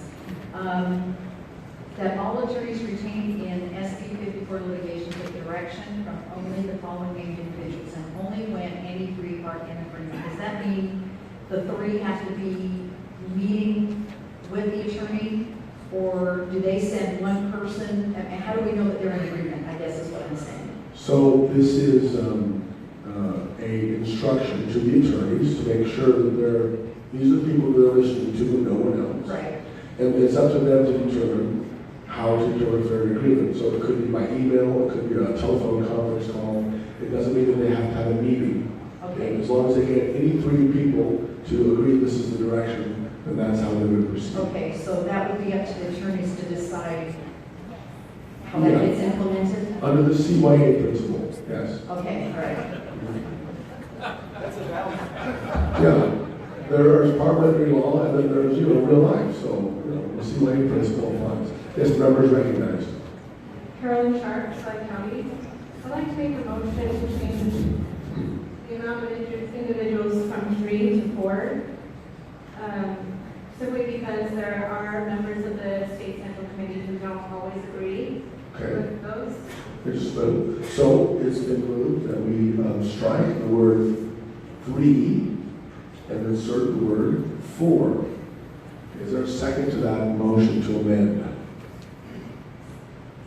Okay, with the lack of a second, the motion dies. Thank you. Information bills in Weaver County. Yes, Are we addressing both orders? Thank you. So we are only voting on this first one that says order, the attorneys retain, and then list the 5 people. The next thing that says order will be another motion. Okay, so we're only addressing this first one. Is there any further discussion? Okay, hearing none, then we'll go to the vote.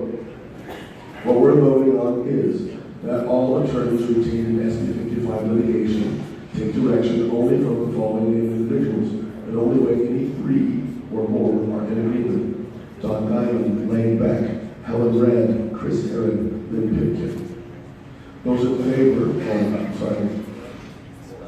SB 54, not 55. Thank you, SB 54. Okay. Do we really have to do a roll call vote for these?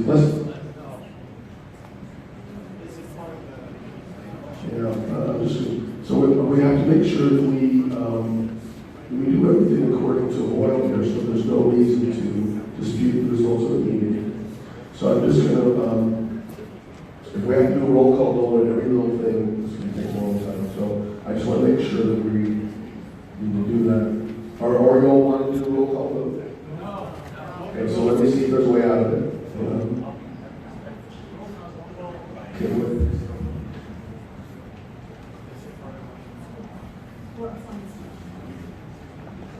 okay, then let's do this.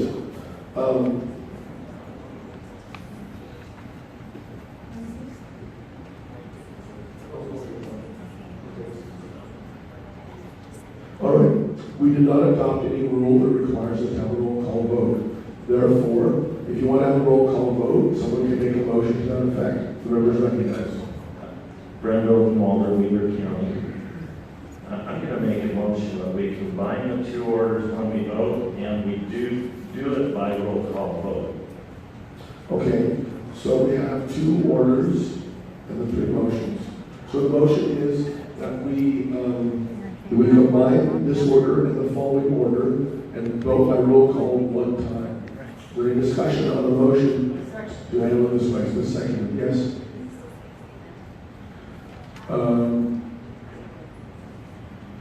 Yes, if you speak to the amendment about the 3 or 4, no, that opportunity is gone.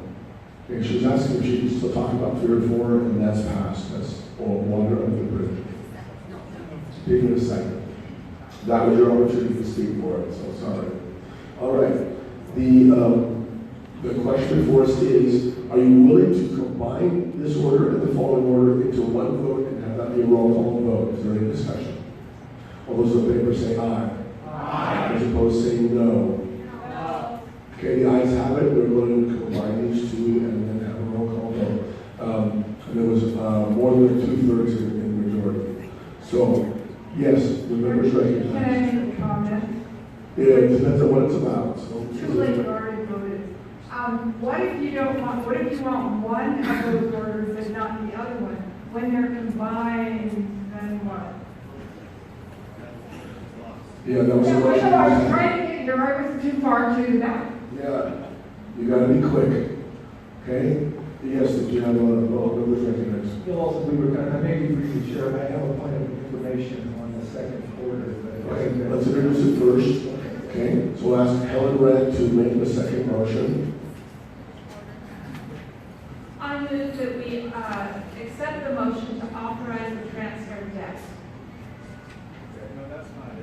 No. See, this is the second order. Second order. Sorry, the order. So we're talking, okay, excuse me, I'm sorry. I move that we accept the second order, that we wrote the two combined orders. Okay. All right, so the second order is that all public party officers, etc., everyone on the same page?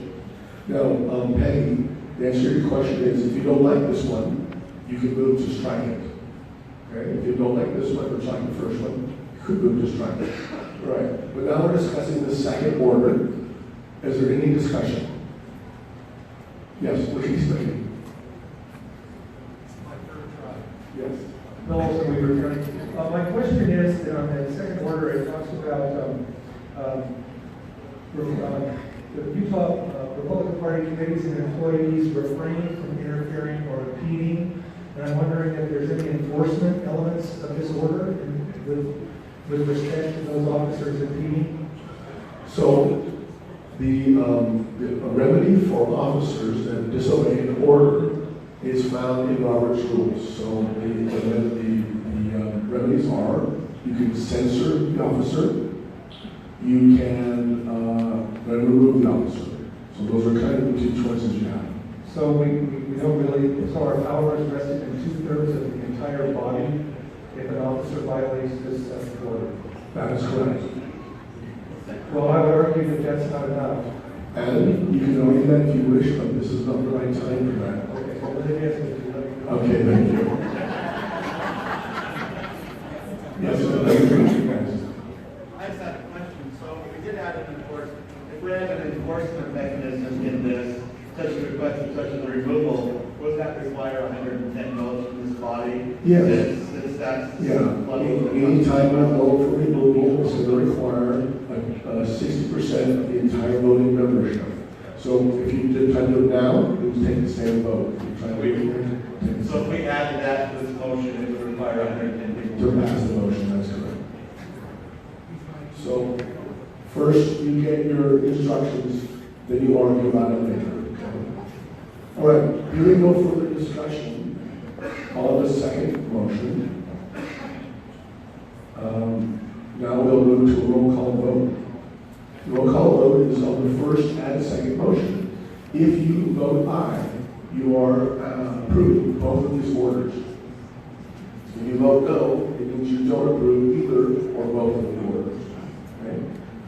All right, the secretary will now call the roll. I apologize up front for slaughtering names again. Sorry. Taladair. Aye. David Alford. Aye. Wendy Bagley. Aye. Scott. Reich. Aye. Lane Back. Aye. Nell Svetstrand. Kara Berglund. Aye.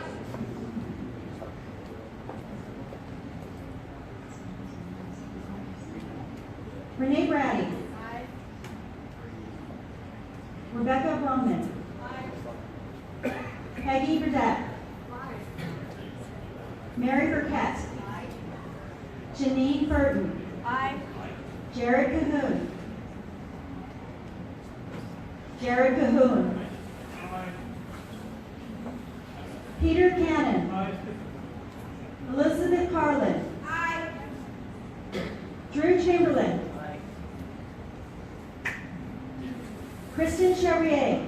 Aye. Brad Cox. Aye.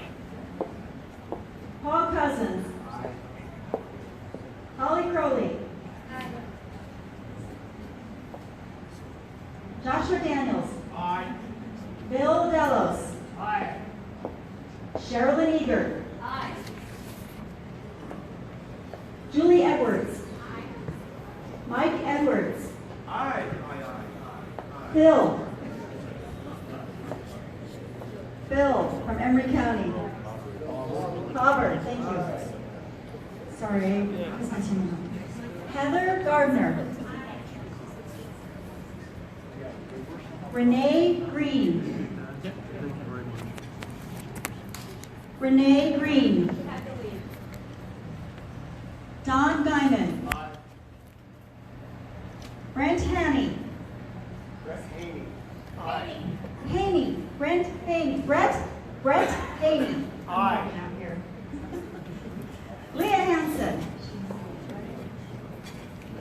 Chris Harris.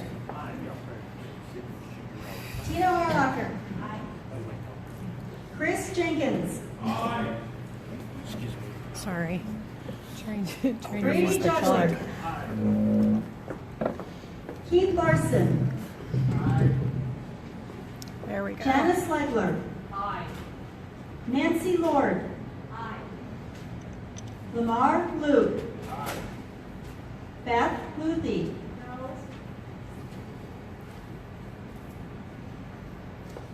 Bob McNamee. Michael Melendez. Michael Melendez. Don Monson. Arturo Morales. Jamie Munns. Kaylee Munns. Blaine Nave. Lydia Nuttall. Brent Olenwaller. Bill Olson. Kim Pickett. Kim Pickett. Linda Pipkin. Bart Rasmussen. Helen Red. Zachary Sawyer. Carolyn Sharp. Lisa Shepard. Aye. Lee Scablin. Ben Thompson. Aye. Craig Thorne. Roger Timmerman. Chris Udi. My other friend says Udi.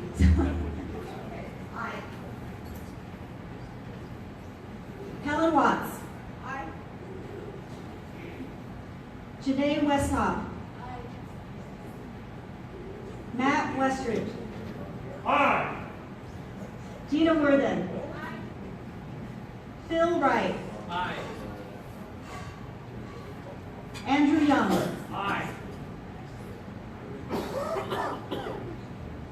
Is there any member whose name was not called? I feel like chopped liver, Lisa. I'm abstaining again. Reed Taylor. I don't know.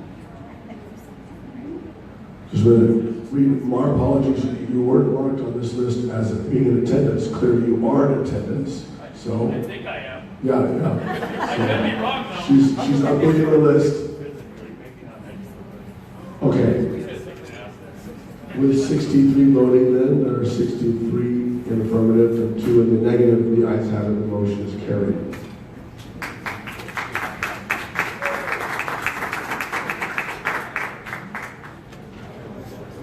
Okay, we now have the motion to authorize transfer of debt. This is the next item on this same page. We are not yet considering these two items on the back. It's only the thing that, okay, go ahead, Helen. I move that we accept the motion to authorize transfer of debt. Okay. Is there anyone who needs me to read it, or you all have it in front of you? Is there a second? Okay. Is there discussion? You may speak. You're recognized to speak in favor of the motion. Thank you. The purpose for this motion is that as we talk to the attorneys about possibly transferring their debt to Dave Bateman to be eliminated, that is something they're very open to. It's something that happens all the time in the world of dealing with debt. And attorneys are actually able to do that. It is a sensitive issue though, because it is our attorney of the SCC. They represent us. So we have to be, so the attorneys have to be very careful when they send the debt of a client somewhere else, that no privilege is violated and that the client is protected. This gives the attorneys reassurance that what they are allowed to do anyway under very careful conditions, that we are agreeing to that. It is to facilitate the attorneys transferring the debt so that it can be eliminated. That is the purpose of this motion. Is there any discussion?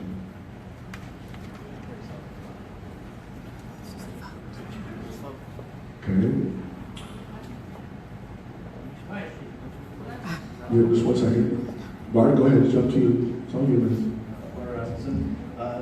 Question, how does that affect the attorney-client privilege and affect David Bateman's relationship with the attorney in regards to that? Okay, Helen, do you feel in a position to answer that question? Did everyone hear the question? Okay, go ahead, Helen.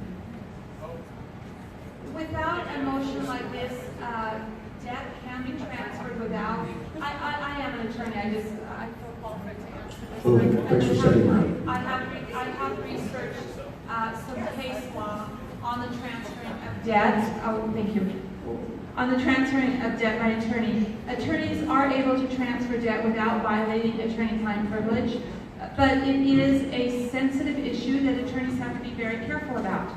If you're in the position that I believe the SEC is, where we are willing to transfer that debt, maintaining the protections, but giving our attorneys the assurance that if they transfer this debt for the purposes of eliminating it, that we will not object. And let me ask a question as well to Helen. If the debt is transferred, does the Utah Republican Party remain the client, or does Dave Bateman become the client? The Utah Republican Party remains the client. Dave Bateman would hold the debt, and the purpose of holding that debt, the transfer could only occur for the purposes of eliminating that debt. Is there any further discussion? Yes. Chairman, I'm going to call the question. Okay, hearing no further discussion, we'll... Clarify if this Republican Party is the client or is the state central committee. I believe it's the state central committee. Okay, the question is the Utah Republican Party the client, or is the State Central Committee the client? Can you address that, Helen? The State Central Committee is the client. They're the governing body. All right. Do you wish to have a roll call vote? Okay, go ahead. Appointment for a request for information. Yeah, if the SCC is the client, we have not entered into an agreement with that attorney. It was entered into by the chairman, and the chairman directs that attorney. How can we be the client? Okay, so that's an excellent question. Unfortunately, that's not what we're discussing right now. I mean, you bring up really good points, but at the wrong time. Okay, so now we'll proceed to a vote. The motion is that the motion is that the SCC hereby authorizes Dave Bateman to acquire the existing SB 54 litigation debt from the attorneys holding that debt for the purpose of providing for that debt to be extinguished, subject to an agreement between the parties and Dave Bateman. And for the purpose, the attorneys holding the debt are hereby authorized to transfer that debt to Dave Bateman. Those in favor say aye. Aye. Those opposed say no. Okay, would you please record that as a unanimous vote? This is found at the top of this page. The heading is Motion to Empower Chair and then Subcommittee to Enter into Contracts. The Chair recognizes Helen to introduce the motion. I move that we adopt the motion to empower chair and then subcommittee to enter into contracts. Is there a second? Second. Does anyone require me to read the motion, or do you have it in front of you? All right. The Chair recognizes Helen first to speak in favor of her own motion. I don't have to, not too much comment on this motion. This motion gives a window of time for the chair to enter into a contract, but it does not give an indefinite amount of time. At a certain point, then the SCC would mandate that the contract be entered into. Thank you. And the reason I recognize her ahead of you is that Robert provides the right of the maker of the motion to be recognized first. The members recognized. Chris Herod, I'd like to make an amendment to the motion. Please state your amendment. The amendment is. Can you go make a motion to change the dates to the 27th, which is the next one? 2017. Yes. But I also don't think that it reflects the urgency. So I would like to make that January 15th, 2018, or within 24 hours of a ruling of the 10th Circuit. In the first paragraph, and then in the second paragraph, the date would be changed and the language would be the same. That January 15th, 2018, or after 24 hours of a ruling. And I'd like to speak to that motion. Okay. So let me make sure I understand the motion. That January 25th, 2017 be struck in both places where it occurs and replaced with January 15th, 2018, or within 24 hours of the ruling of the 10th Circuit Court. Is that your motion? Yes, and then the second paragraph. And that to be in both places? Yes. But within, after 24 hours would be the phrase in the second paragraph. Okay, so the first paragraph is within 24 hours. The second paragraph would be after 24 hours. And I'd like to accept that as a friendly amendment. Just a second. Friendly amendments are permitted only before the chair states the amendment, which I've just stated. So you missed that slight window. However, let me ask, since the maker of the motion is amenable to the amendment, is there any objection to making this amendment? Okay, point of information. When Chairman Anderson in the Budget Committee meeting stated that he was going to declare bankruptcy if the party was not solvent by January 15th, does this then, having the date be the 15th and not maybe the 10th, put us into a little bit of a crunch? Because he can say, well, I don't want to assume or make statements or put words in anybody's mouth, but it still gives him a... Chris, you want to address the answer to that question? That is part of the reason we moved up. There is the question, is the 15th. This way, there's two things that this does. This allows, because you look what I think is some of the historic things that has happened at this meeting. Not only past debt, but an additional 100,000. The reason that we wanted to give some time is so that the leadership could join in and accept to be part of this process. But I think it also gives to the creditors that we've got a solution if it'll simply be accepted. So, but that is a concern. That isn't the only way that you could completely avoid that is to say December 31st or January 1st. But this was kind of a compromise. But okay. So, if you have a question, remember to recognize Fred Cox. May I? Okay, let me have his issue and then let's come back to you. Yes. My name is Fred Cox, Salt Lake County. I just want to bring up the point that the 15th is a state national holiday. I just didn't know that mattered. Just thought I'd bring it up. Thanks. Okay, thank you. All right. Now, ma'am, you're recognized again. You had a secondary amendment. Is that correct? Yes, if we could move it up to, Jamie Munn, South Southern County. If we could move the date up to Friday the 12th. Is that good enough time? Okay. So this is called a secondary amendment because it's amending another amendment. Okay. So right now the question is, are we willing to change the date from January 15th to January 12th? This is the date in Mr. Herron's amendment. That's your motion, correct? January 12th?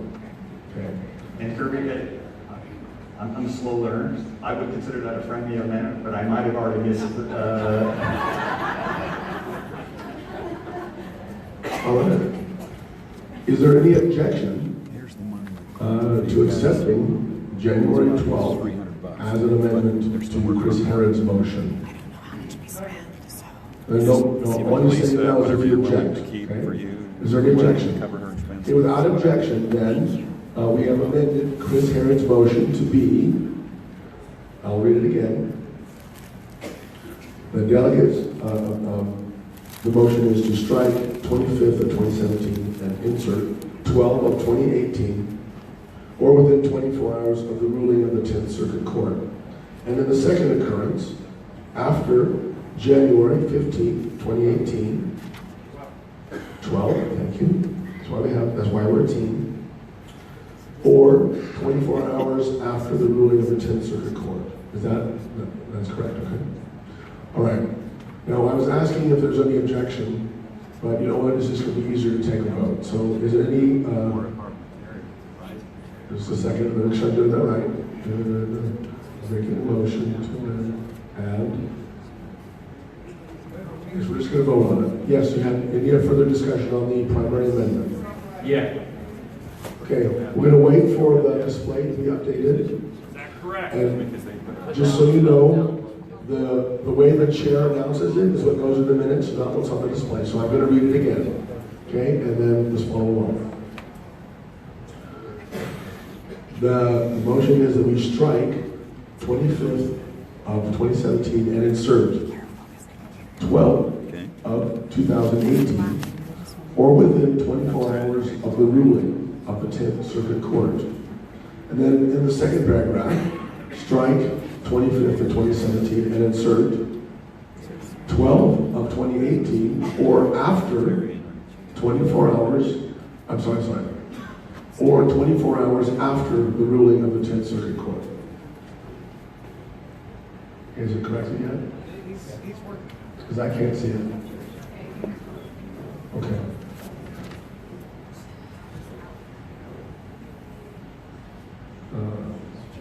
Yes. A ruling, B ruling, does it matter? Well, it has to be on our case. Good point. The attorney who helped us draft this has got some comments. Okay, hang on.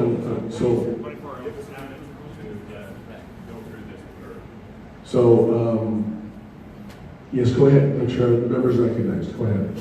Zach Sawyer of Weber County.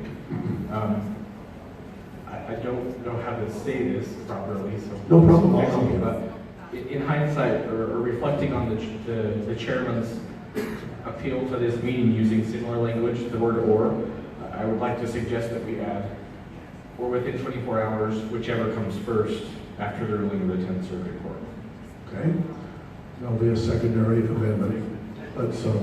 I would like to. Can I do accept that as a friendly amendment? Yeah, we're past the friendly amendment stage. So let me just explain. So here's how a friendly amendment works, just so we all know. When someone stands up and makes an amendment, then before even the chair states the amendment, someone else stands up and says, wait a minute, I wonder if like Holly would accept the friendly amendment to say "or" instead of "the." Once the chair announces the motion, that it belongs to the group and no longer belongs to one individual. That's the reason for the vote. Okay. So your motion is to say, instead of the word "or," to say whichever, or to add the words "whichever comes first." Is that your motion? That's correct. Okay, so if I understand your motion, that would amend the primary amendment to say, insert January 12, 2018, or within 24 hours of the ruling of the 10th Circuit Court, comma, whichever comes first. Okay. Whichever comes first. And then in the second place, it would be the same, add the words, whichever comes first. Okay. Now we're discussing the secondary amendment, adding the words, whichever comes first. Is there any discussion to that question? Okay, those in favor of adding the words to Chris Harrod's amendment, whichever comes first, say aye. Aye. Those opposed say nay. Okay, that motion is adopted. And now Chris Harrod's proposed amendment includes the words, whichever comes first. Now, Nels, did you have another amendment that you wanted to propose? Okay, I'll take that as withdrawn. Now we're back to the amendment to change the date to January 12, 2018, or within 24 hours of the ruling of the 10th Circuit Court, whichever comes first. Is there any further discussion on this amendment? I'm sorry, Mr. Cox, say again. Yes, it will show up at both places. So So, okay, all right, and it's in both places. So what I'm going to do now is I'm going to read the entire motion the way it would be if this amendment is adopted, okay? The SCC delegates to the county, to the party chair, the SCC delegates to the party chair until and through January 12th of 2018, or within 24 hours of the ruling of the 10th Circuit Court, whichever comes first, the power to enter into a contract or contracts on behalf of the party with Dave Bateman, by which Dave Bateman agrees to fully fund all future legal costs related to the SB 55 litigation and SB 54 litigation. What kind of dyslexia is that? I don't know. And two, Dave Bateman agrees to seek to extinguish all the parties' debt incurred thus far related to the SB 54 litigation, and after January 12, 2018, or 24 hours after the ruling of the 10th Circuit Court, whichever comes first, the SCC delegates to the subcommittee created by the SCC on November 4th, 2017, the power to enter into a contract or contracts on behalf of the party with Dave Bateman, by which I, Dave Bateman, agrees to fully fund all the future legal costs related to SB 54 litigation, and I, Dave Bateman, agrees to seek to extinguish all the parties' debts incurred thus far related to SB 54 litigation. That was painful for all of us. Now, so right now we're only voting on the changing of the date. Okay, that's all we're voting on right now. What is the members? So right now, it is in order to amend the primary amendment. What is your motion? After the words 10th Circuit Court, on both paragraphs, I'd just like to say the two words regarding SB 54. It says up there, it says right there. Okay, so the Within motion 24 hours is... of the ruling of the 10th Circuit Court regarding SB, she says friendly.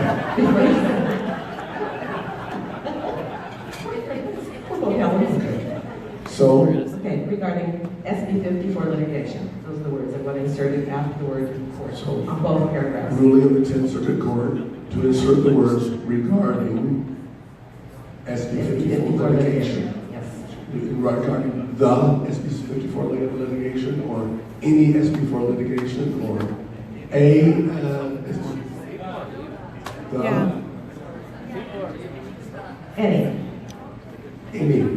regarding any SB4. No, I haven't stated it yet, so if there's any friendly amendments, now's the time.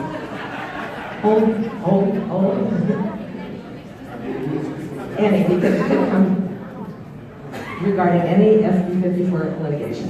Yes, that's good.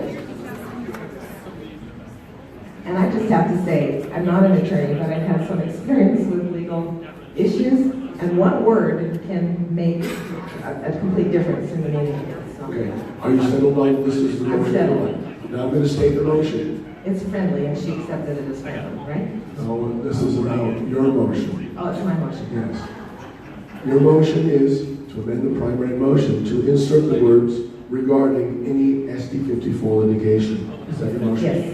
In both paragraphs. SD 54. Is there a second? Okay, is there any further discussion?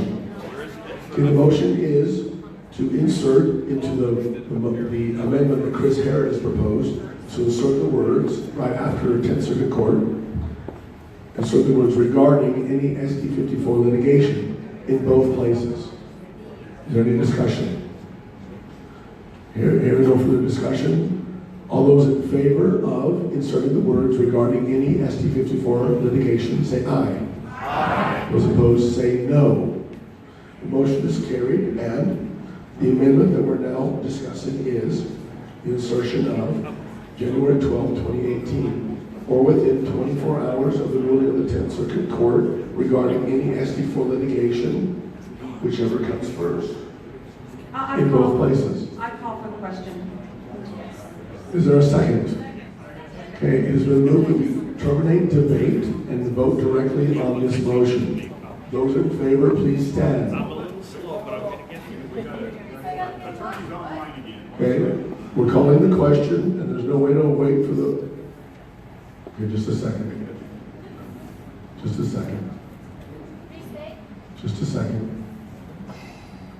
They're phoning a lifeline right now. This is it's a lifeline to phone a friend.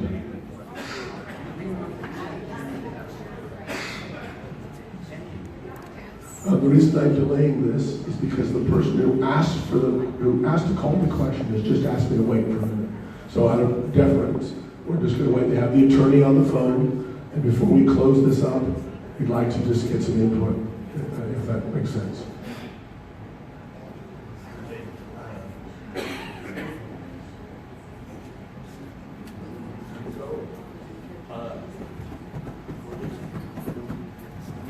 Can I make an amendment of my own amendment? Okay, then let's do this.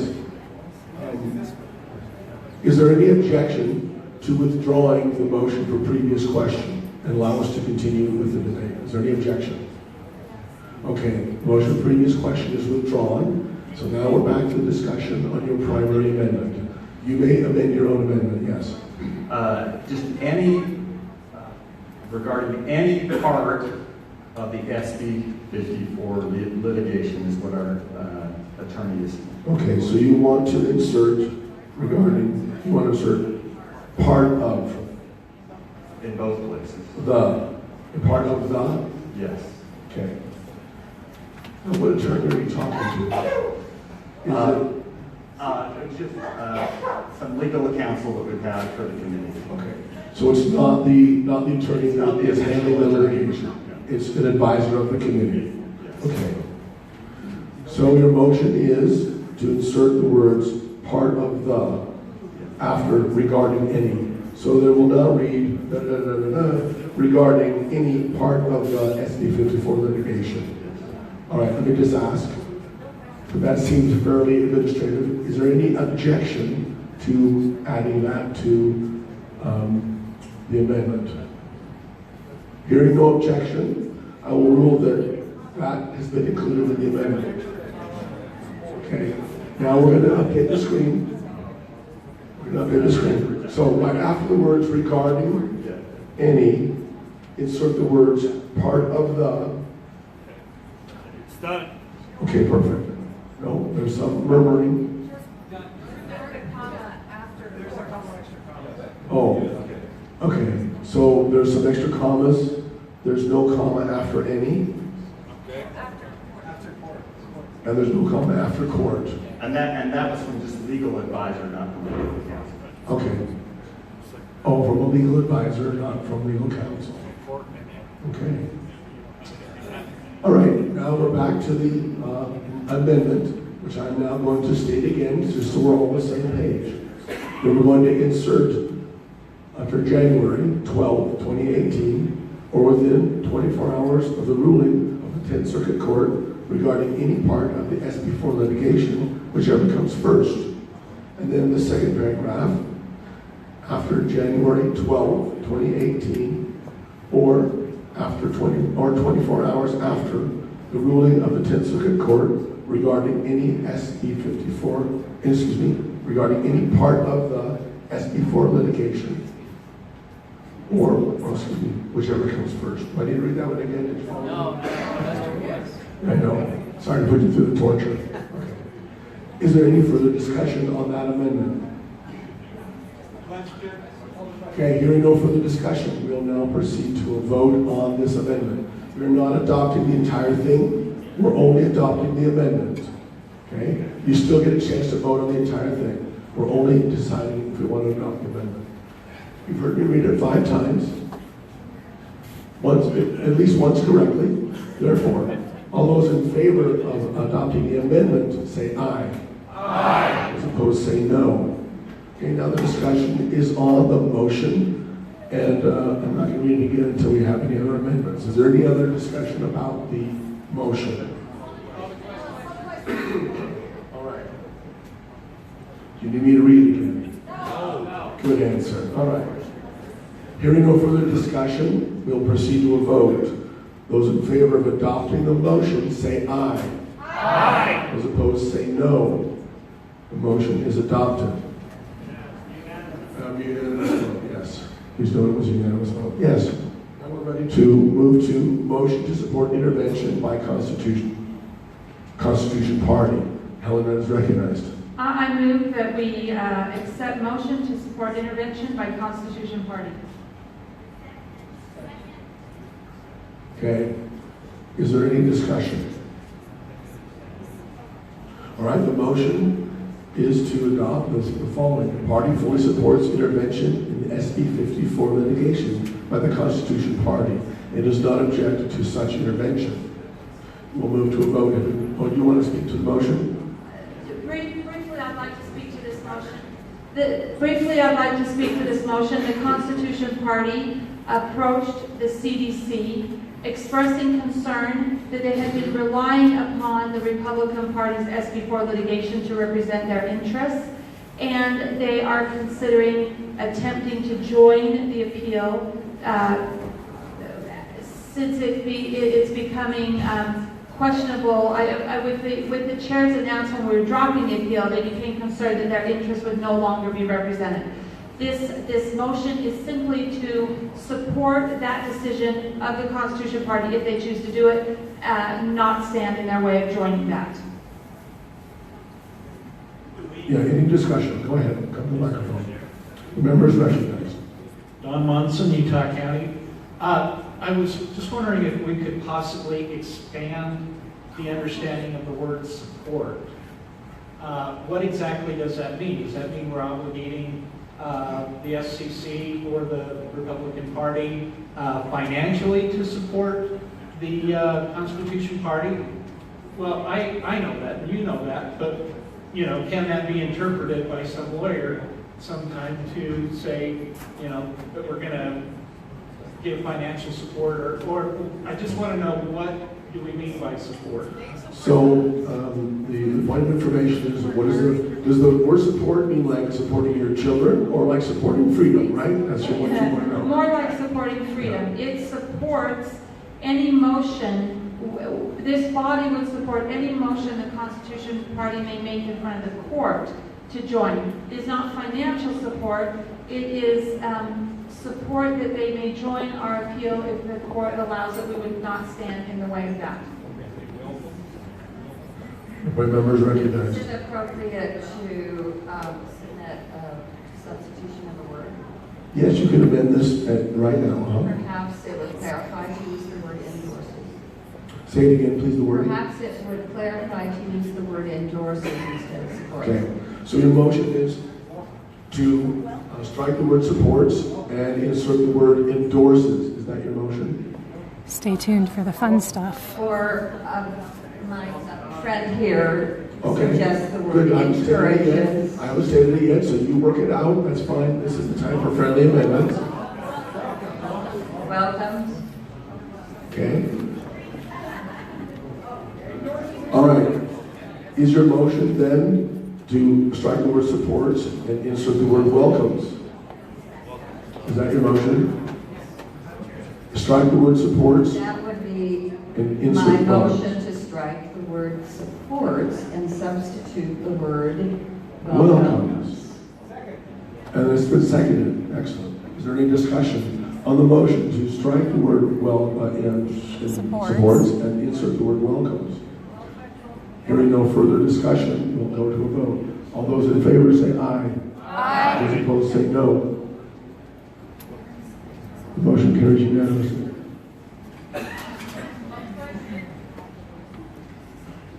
There's Mormon champagne in the back.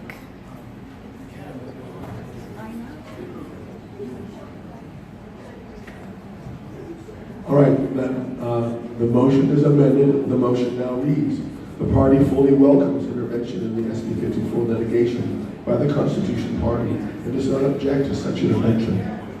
Any further discussion on this motion? I asked her a question. I don't want it to be asked privately. I want to clarify for the group what we were talking about. Is that appropriate? Yeah, go ahead. I asked our chair if we could attach an order to this that the employees, officers, etc. would not interfere in the same manner that we attached an order to another motion. And that was my question. And would you please express to the body? Yes, my answer was, I believe that is already covered in the orders that we've done, but I just need to reread it and see. Okay, on reading the order that we've just passed, it applies to the decisions of the committee. So, it does not apply to this, and therefore, it would be in order to add an amendment to say something to the effect of, and orders party officers and committees to. I would like to add an amendment to that that would have the wording of the order we passed, but would apply to this motion. Okay, we need the wording. That the Utah Republican Party officers, committees, and employees refrain from interfering or impeding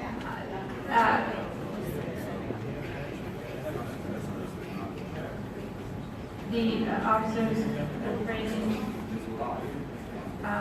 from interfering with or impeding the constitutional party or the Constitution Party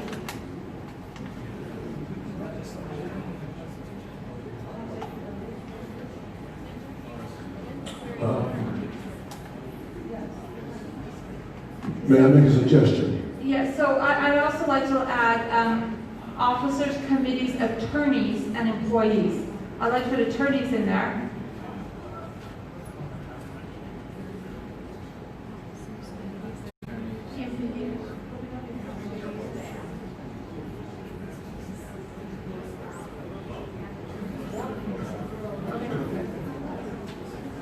Okay, can I make a suggestion? Or impeding the Constitutional Defense Committee or attempting to circumvent or limit the decisions made by that committee with respect to its SB 4 litigation repeal efforts or any supportive action for the intervention by the constitutional party to the SB 54 litigation. So what I'm going to ask is I'm going to make a suggestion on your amendment. Okay. And if you don't accept that, then I'm going to ask you to provide it in writing because that's a big mouthful. So do you have it in writing? Okay. So my suggestion is this: that URP employees, officers, and attorneys are ordered to refrain from interfering with that effort. Yes, I accept that. Okay. Yeah. That's a little bit shorter. Okay, so I understand that your motion, before I state the motion, is there any friendly amendments? Okay, what was your point? I was going to make a motion to amend. To amend her amendment? See, ask her if it's something she would accept. Well, intervention be replaced with cooperation. I don't want them to intervene in our efforts. I want them to cooperate with our efforts. Okay.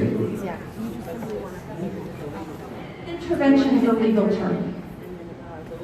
Yeah. Okay, you withdraw your, okay. All right, then let me state the amendment. I should have a friendly amendment. There's something else? A point of order, state your point. And the microphone, please. Could she address to her intent to the motion? Okay, let me, I know that she's going to have a chance to talk about it in just a minute. Okay, now I'm going to state the motion. The motion is to insert after intervention, comma, and that URP officers, employees, and attorneys Oh, I haven't counted. I tried to count, but everybody's moving around and they have interfering with this effort. I can't see. Just a few more minutes. I would just say this is a lawsuit. Okay. All right, I think we have the language right. Is it on the screen? No, it isn't. Okay, I'll say it again. And that URP officers, employees, and attorneys refrain from interfering with this effort. It's not there. It's not there. It was too long. We need to see the written thing. It's too long to just... Oh, Okay, I think you want it to be in order, right? Okay, I misstated it. So that it should be that URP officers, employees, and attorneys are ordered to refrain. Thank you, that's my mistake. Point of information, are we making? State your information request. Are we're making the motion and then substitute that by voting on it together? Okay, so first we're gonna vote on the amendment. Then we'll go back to the motion for any other amendments or discussion. But the amendment includes the add-on order. The amendment is in order, so let me repeat the amendment now. And that URP officers, employees, and attorneys are ordered to refrain from interfering with this effort. Okay, hearing no further discussion, we'll now vote on the amendment. This is not adopting the motion, this is just saying if you want to add those words. Those in favor of the amendment say aye. Aye. Those opposed say no. The motion is carried unanimously. The motion now reads, the party fully welcomes intervention in the SB 54 litigation by the Constitution Party and does not object to such intervention, and that URP officers, employees, and attorneys are ordered to refrain from interfering with this effort. Is there any further discussion on this motion? Hearing no further discussion, those in favor of the motion say aye. Aye. Those opposed say no. Okay, the motion is adopted by unanimous vote. The members recognized. Microphone.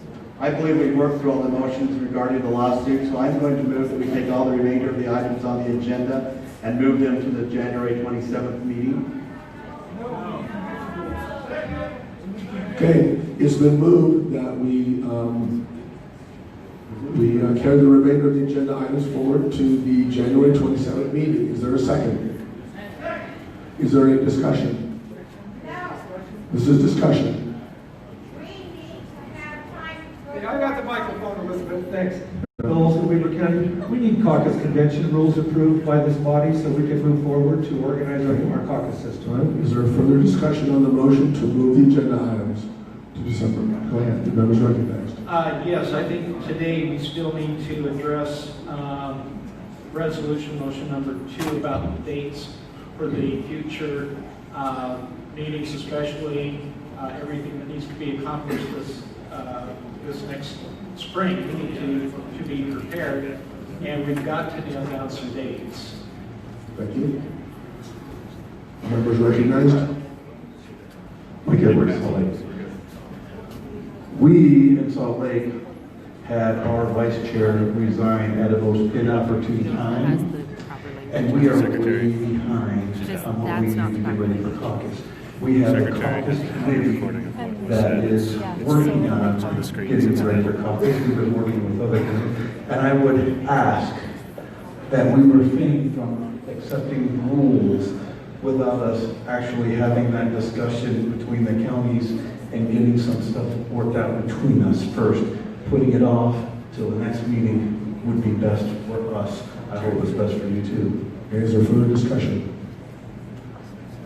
Mr. Chair, Bob McAtee, Weaver County. I'd like to see us get to the motion resolution number 3 about the executive committee meeting. So I feel that if the executive committee had met with the chair, then maybe this meeting would not be even necessary. Okay. Thank you. Any further discussion on moving the rest of the agenda items? Hearing no further discussion, this is the vote now. The vote is to take everything else, move it to the January meeting, and we all go home now. That's your choice. If you vote yes, that's what we'll do. If you vote no, we'll continue the meeting, and we can then take up any of the items. We can pass on some, we can take up some, but we have complete control of the agenda at that time. Is there a point of information or point of order? Is it in order to amend that motion?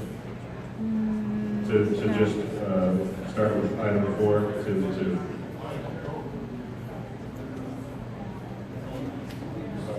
I'm just asking if it's possible to amend the motion so we start with item 4 instead of 3. Yes, it is possible to amend the motion, but may I suggest, rather than nitpicking through, let's talk about this, let's talk about this. If your desire is to continue the meeting, then vote no, and then we can pass on items individually. On item. Was that a new means? Okay. All right, then we're going to move to a vote. All in favor of moving all the rest of the agenda items to the regular meeting in January, say aye. Well, can I? No, you too can't. late. Unless it's a point of order. This is a point of order. State your point of order. Have we taken, and clarity, have we taken the final vote on this? Because there was some question as to whether that final vote on the entire thing had been made. And if the answer is yes, then... Thank you. What your entire thing is, you mean all of these items? The whole package. The whole package. Yes, we have voted on every one of these items and adopted them. Thank you for your point of order. Okay, now we're to the vote of moving everything to the next regular meeting or continuing this meeting. All those in favor of moving the rest of the agenda items to the next meeting, say aye. Aye. Those opposed, say no. No. Okay, all right, let's just hang in there and do a division. Those in favor, please stand. This is those in favor of moving all the agenda items to the January meeting, please stand. Okay, thank you, please be seated. Those opposed to moving everything to the agenda okay, the nays clearly have it. Thank you very much. All right, now. Let me just describe what you can do now, because you are in charge of the meeting. You can, if we get to an item that you don't want to discuss, you can move it. You can move something up to be first, so you have complete control over. This is why I suggested we don't adopt the agenda, because if you adopt the agenda, it takes 2/3 to change it. This way, we can handle our business by majority vote, or whatever we want to take up next. Yes, ma'am. Chairman, just a quick point of personal privilege. If you could ask the body to move back into their seats, it's a lot of emotion, and I feel that we're not as focused. Thank you. So the members asking that those members who were milling about in the back My battery's to dying, move in but I their want seats to show and you attend the meeting. Thank you. All right, now in the back. it's open to make a motion. The rest of the The stuff. next thing on the agenda is a lot the of work. bylaw E10, unless you want to take up something else in a different order. The members recognized. Thank you. Can I address the body? If it's a motion. Okay. Yes. This Yes, is ma'am. what Dave has for the end Oh, of the sorry. meeting. Yeah. Just wanted everyone to see this. Okay, this is a bylaw B110. So when we finally It's a finish this proposed, long meeting, this amendment is on what the we get. budget committee, and it passed through, and with a favorable recommendation These to are come some of before our you volunteers. through the CBC. Okay. Heading back to the Does board everyone stuff. have a copy of the proposed bylaw amendment? Okay. All right. So the committee, you're from the committee, right? Okay, so you're recognized to speak in favor of the motion. Hello. So I'm proposing to change it to our update to our budget committee. For all you do. Because one of the things we've seen in the Sure, I'll past see you soon. are issues Okay. when we don't have a budget committee, we don't follow our expenses. I've been on the Central Committee for many years. This is the second time we've had a financial crisis. And I believe it's because we haven't had enough transparency and oversight of the chair. So what I'm proposing that we add in 1.5A, right now we have that talks about the budget committee, but adding these words. In the event a budget committee has not been duly constituted, as outlined in Article 6A of the Utah Republican Party's Constitution, the elected congressional district representatives of the executive committee, audit committee chair, and state party treasurer shall form the budget committee until a budget committee is approved by the state central committee. Also adding this language in E. Any expenses totaling more than $1,500 payable to any one individual or business over a 3-month period shall be approved by a committee consisting of the 4 party officers and elected congressional district representatives to the executive committee. I would add, this is only in a situation where we have no approved budget, such as we have right now.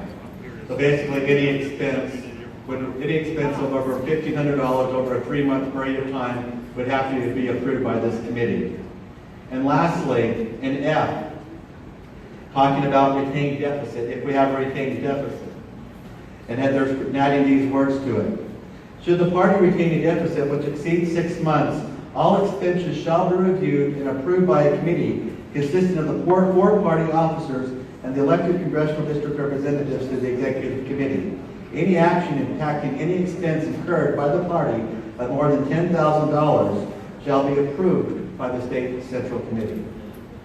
So basically, once again, this is providing oversight. One of the reasons we get into these situations, we have chairs who spend money, we don't set a budget. This is setting guidelines in place so more people will be looking at this. And once again, giving the state central committee this power to have approval over anything. For example, I would say this, under my interpretation of this, if we were concerned if a chair was going to declare bankruptcy, since it would involve $10,000, it would require the state central committee to approve any such action.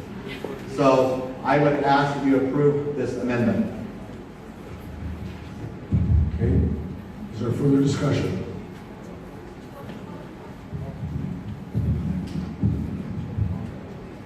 Okay. Hearing no further discussion, we'll move to a vote. This requires a 2/3 vote. Now, the motion comes from a committee and therefore does not require a second. Those in favor of adopting B 110 2017 proposed bylaw amendment regarding the budget committee, please stand.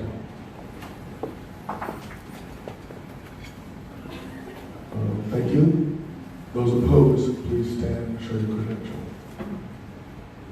Okay, 2/3 being in the affirmative, the motion is adopted and the bylaw amendment is I believe we still have the next item on the 63 agenda members is, in attendance. We're going to strike my name from this resolution and recognize Don Monson regarding a resolution for the dates of the Central Committee meeting. Yes, I'd just like to let everybody know that I'm a new member of the SCC. And when I was elected to the SCC, it was a big deal to me. I was really excited about it, really looking forward I believe to the the total opportunity number of working of members is with the 182. SCC. I have been very disappointed with what appears to me to be kind of a loosey-goosey way of, putting the dates for our meetings to firm those up. I realize there's some dynamics, particularly with our chair, that it's my understanding he can't commit to certain dates because of his occupation.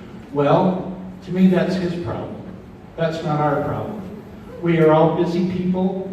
We have busy lives. We need to get these dates firmed up so that we can be best prepared to meet the challenges that are coming up with this next year. 2018 is going to be an interesting year. We need all the preparation we can get. I've asked Peggy Burdett. Peggy, where'd you go?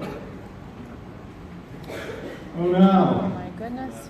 She was the one that actually outlined to me all of the criteria for the different dates that are being proposed and the reasons for it. And so I was actually going to have her address that and articulate. Since I'm new to this, where do we go from here? What else do you need from me? You did it. Good job.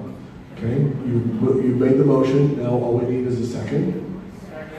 Okay, now we're open for discussion. Any further discussion on this motion? Can I add one more thing? Yeah, sure. Okay. I was also deeply disappointed that as a new member of the SCC, and I realized there was some technical snafus with email addresses and so forth. Yes. I did not receive notification for the September 9th meeting. And I believe that there was probably several other people who did not receive that. And the outcome could possibly have been different if proper notification had been sent out. It says, it's my understanding, stop. Yeah, your time Can I is have expired. 1 more minute? If there's no objection, we'll extend your time by 1 minute. Okay, so basically it's my understanding that according to our Constitution and bylaws, that the notification is supposed to be sent through the U.S. mail and have a postmark. That has been tossed out the window. I would also like to ask that we go back to having the notification through the mail so that we're not dependent upon email addresses and other technical snafus. Thank you. Okay, I have to ask you a question now. Did you make a motion to amend the notice be only by mail and not email? Yes, I do. Okay. So, I'm gonna... Both. Okay. Both So, US mail and email. the problem is that would require a change to our bylaws. Our bylaws specify the type of notice that's provided. And that may be a great idea to change it. We can't do it at this meeting because we didn't provide a bylaw notice for that. Okay. So I'm sorry, but I have to rule that motion is out of order. Okay. However, the motion to set the dates is peachy. So, just calling the members' attention, the dates that are set by this motion will be January 27th, May 19th, September 15th, and December 1st. Is there any further discussion on this motion?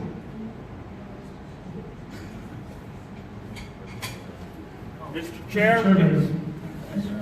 Okay, this gentleman is recognized for discussion. It appears to me that we have a nominating convention on April 21st. In previous years, we have held a state central committee meeting a few weeks before that, so that any last minute matters could be cleared up before the convention. In this case, we would not have another meeting until after the convention.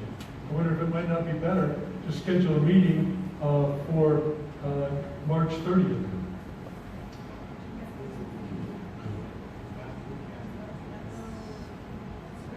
So is that a motion? Now, before, let me suggest this, before we state this. Because remember that there are other county conventions going on during these times. And so I believe that time was selected to avoid county conventions. But you are entitled to make any motion that you want. I've been persuaded to withdraw. Okay, so you withdraw your motion. All right, thank you very much. Okay, is there any further discussion? Can you see that? On the motion to set the dates? Yes. Yes, Ben Thompson, I'll Salt see if Lake I can County. find the actual A paperwork. couple of years here. ago, this body, under a previous group, passed a subsequent motion to require at least one of our meetings be held in a rural Utah location. I do not count Park City January as rural, 27th, as much May as I love 19th, Park City. September It's not 15th, rural. and So I December would like 1st. to add a motion that one of these 4 dates, preferably May or September when there's not as much snow for the rest of you,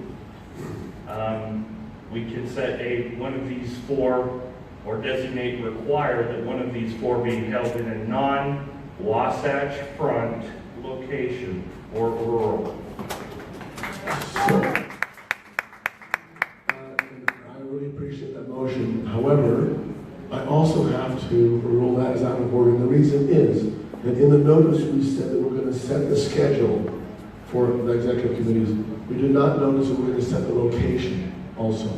So I believe that that will be best brought up at the next meeting where we can, because at a regular meeting you can bring up anything, it doesn't have to be noticed. Thank you, Mr. Chair. Thank you. I'm very sorry that we have to rule that out of order. It's a great idea. Okay, so we are now then to the, yes, he's telling me to stop. And we're now then to the motion about setting the dates. Is there further discussion on that motion?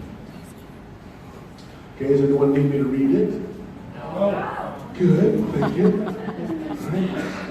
All right, those in favor of the motion to set the dates for the next 4 SCC meetings, say aye. Aye. Opposed, say nay.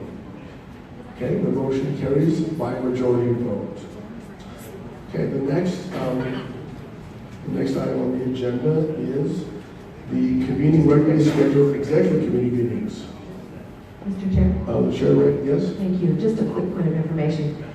Are these 4 dates now binding? Is it a resolution or is it a motion? So let me explain the difference between a resolution and a motion. A motion sets policy. A resolution expresses an opinion. So we've just now set the dates. As a body, the State Central Committee has now adopted these dates as our dates. Okay?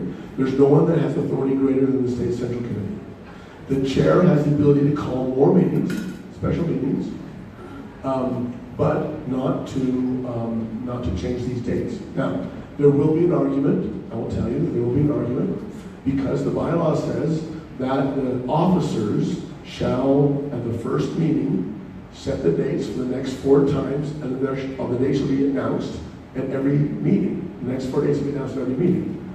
That hasn't been done, but there will be a parliamentary, a point of order brought up that that's the duty of the officers. So be ready for that. But the State Central Committee has spoken. Those are the dates of our meetings. Does that answer your question? Because I noticed that the next things we're working on have both the words resolution and motion in them, and so they're 2 different items, and I just wanted to know about the thank you for that intuitiveness clarification. of that. Yeah, thanks for the clarification. And there will be drama. I promise. There will be drama. Okay. Now, is Bob McEntee here? Okay, you're recognized for the next motion. Thank you, Mr. Chair. I'd like to present this as a motion, or, if allowable, as a special rule addition to our bylaws.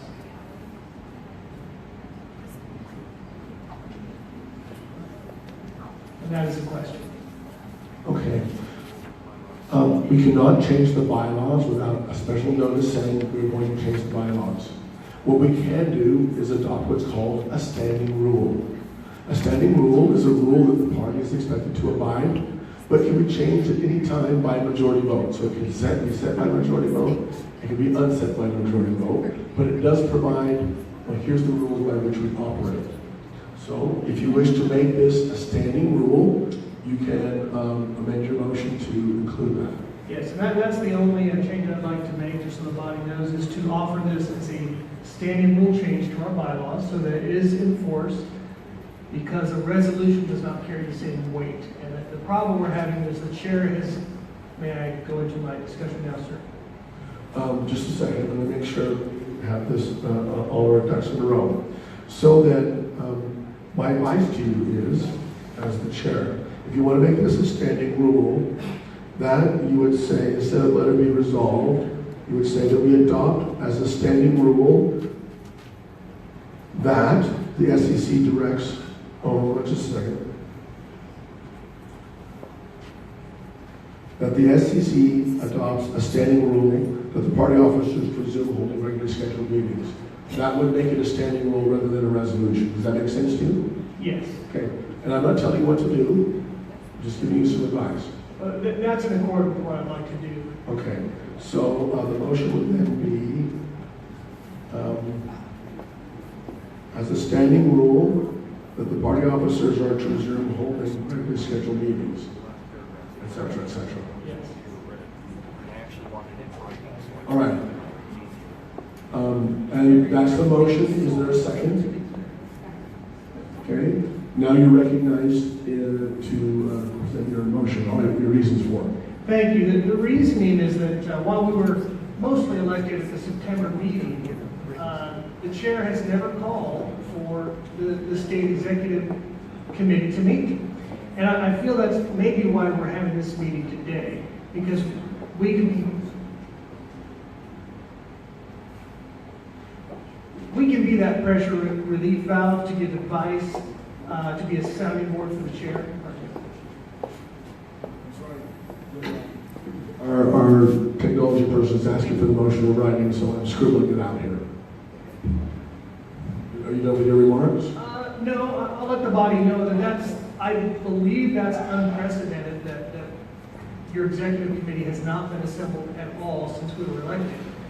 That's a problem, and that's again why I think we have this need for this meeting here, because the chair hasn't been listening to us. And actually, this establishes a pattern.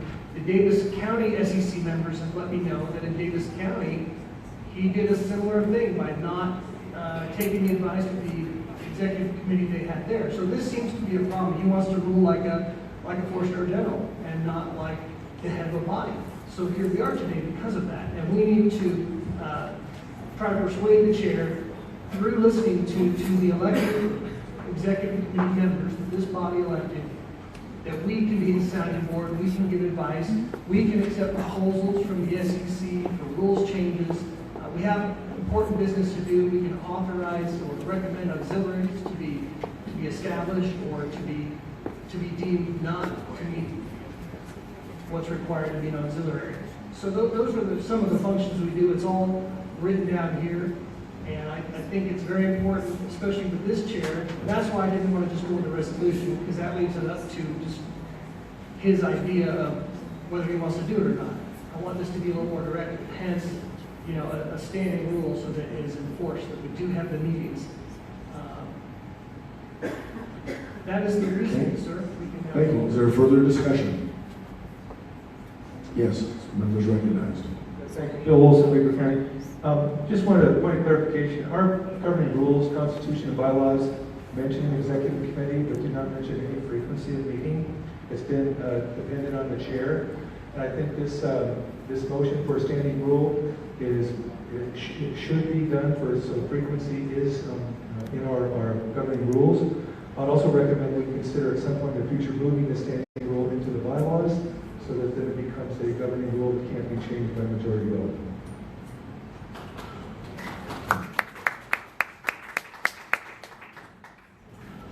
Okay, let me just, I want to clarify one thing. And the bylaws includes the Constitution and the bylaws. And the standing rule is part of our governing documents. It is a governing document, but it's not part of the quote-unquote bylaws. I just want to make that clear. Okay, is there any further discussion? All right, now I'm going to, we're able to get the motion on the board? We're doing it right now. Okay, we'll wait. Can you say exactly where it goes? Does it go at the very bottom, like therefore? So, yeah, this is the therefore. Okay. Therefore, as a standing rule, therefore we adopt a standing rule that. Okay. And unfortunately, I wrote my notes down and gave them away, so we're going to ask, Ben to read it off of the screen.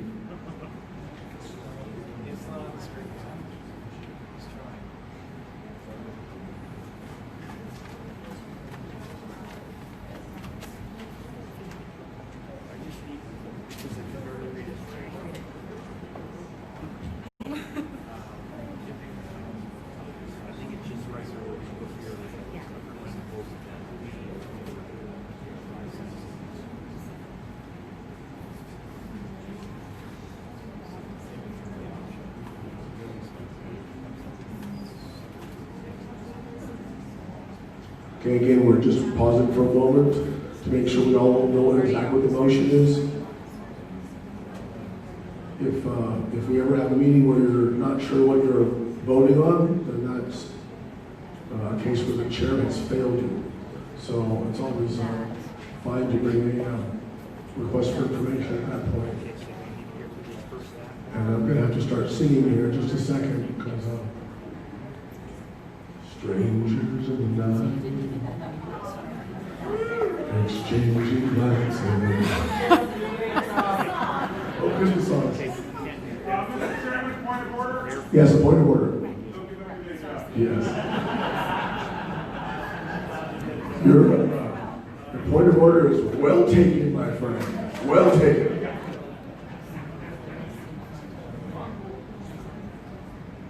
Point of personal privilege. Personal privilege is recognized.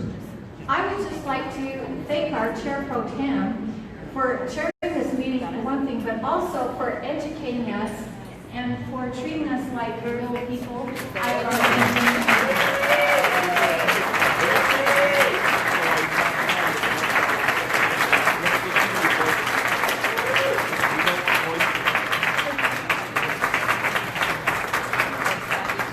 I would just like to add him for giving us very professional parliamentary opinions. Thank you. Thank you so much. I appreciate it. And the chair is now open for anyone else who wishes to praise the chair pro. Mr. Chair, are you ready for me to read? I'm ready for you to read. Ready for you to read. Go ahead. Therefore, we move to adopt a standing rule that the SCC directs the party officers to resume holding regularly, correct? Yes, that's correct. Thank you. Okay, any questions about the motion?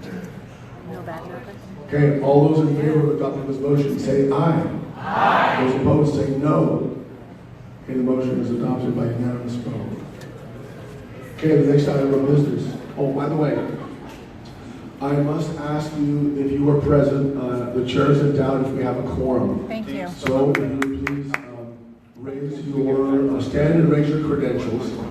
Oh, this is all he gave me. Just need to make sure we still have a quorum. That's all he gave me.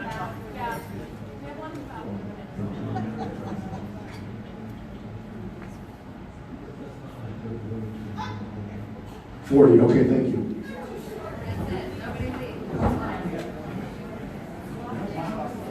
Thank you. It's just, it's very important. The chair is always responsible to make sure that the quorum is present to do business. And it's just very important that we do everything squeaky clean in this meeting. Yes. And are you here for, yes, Pipkin, number 6 on the agenda. Go ahead, please. Mr. Chair, as a county party chairman, I think that we have been crippled by not having our caucus rules ready, and therefore, to make it simple for the body,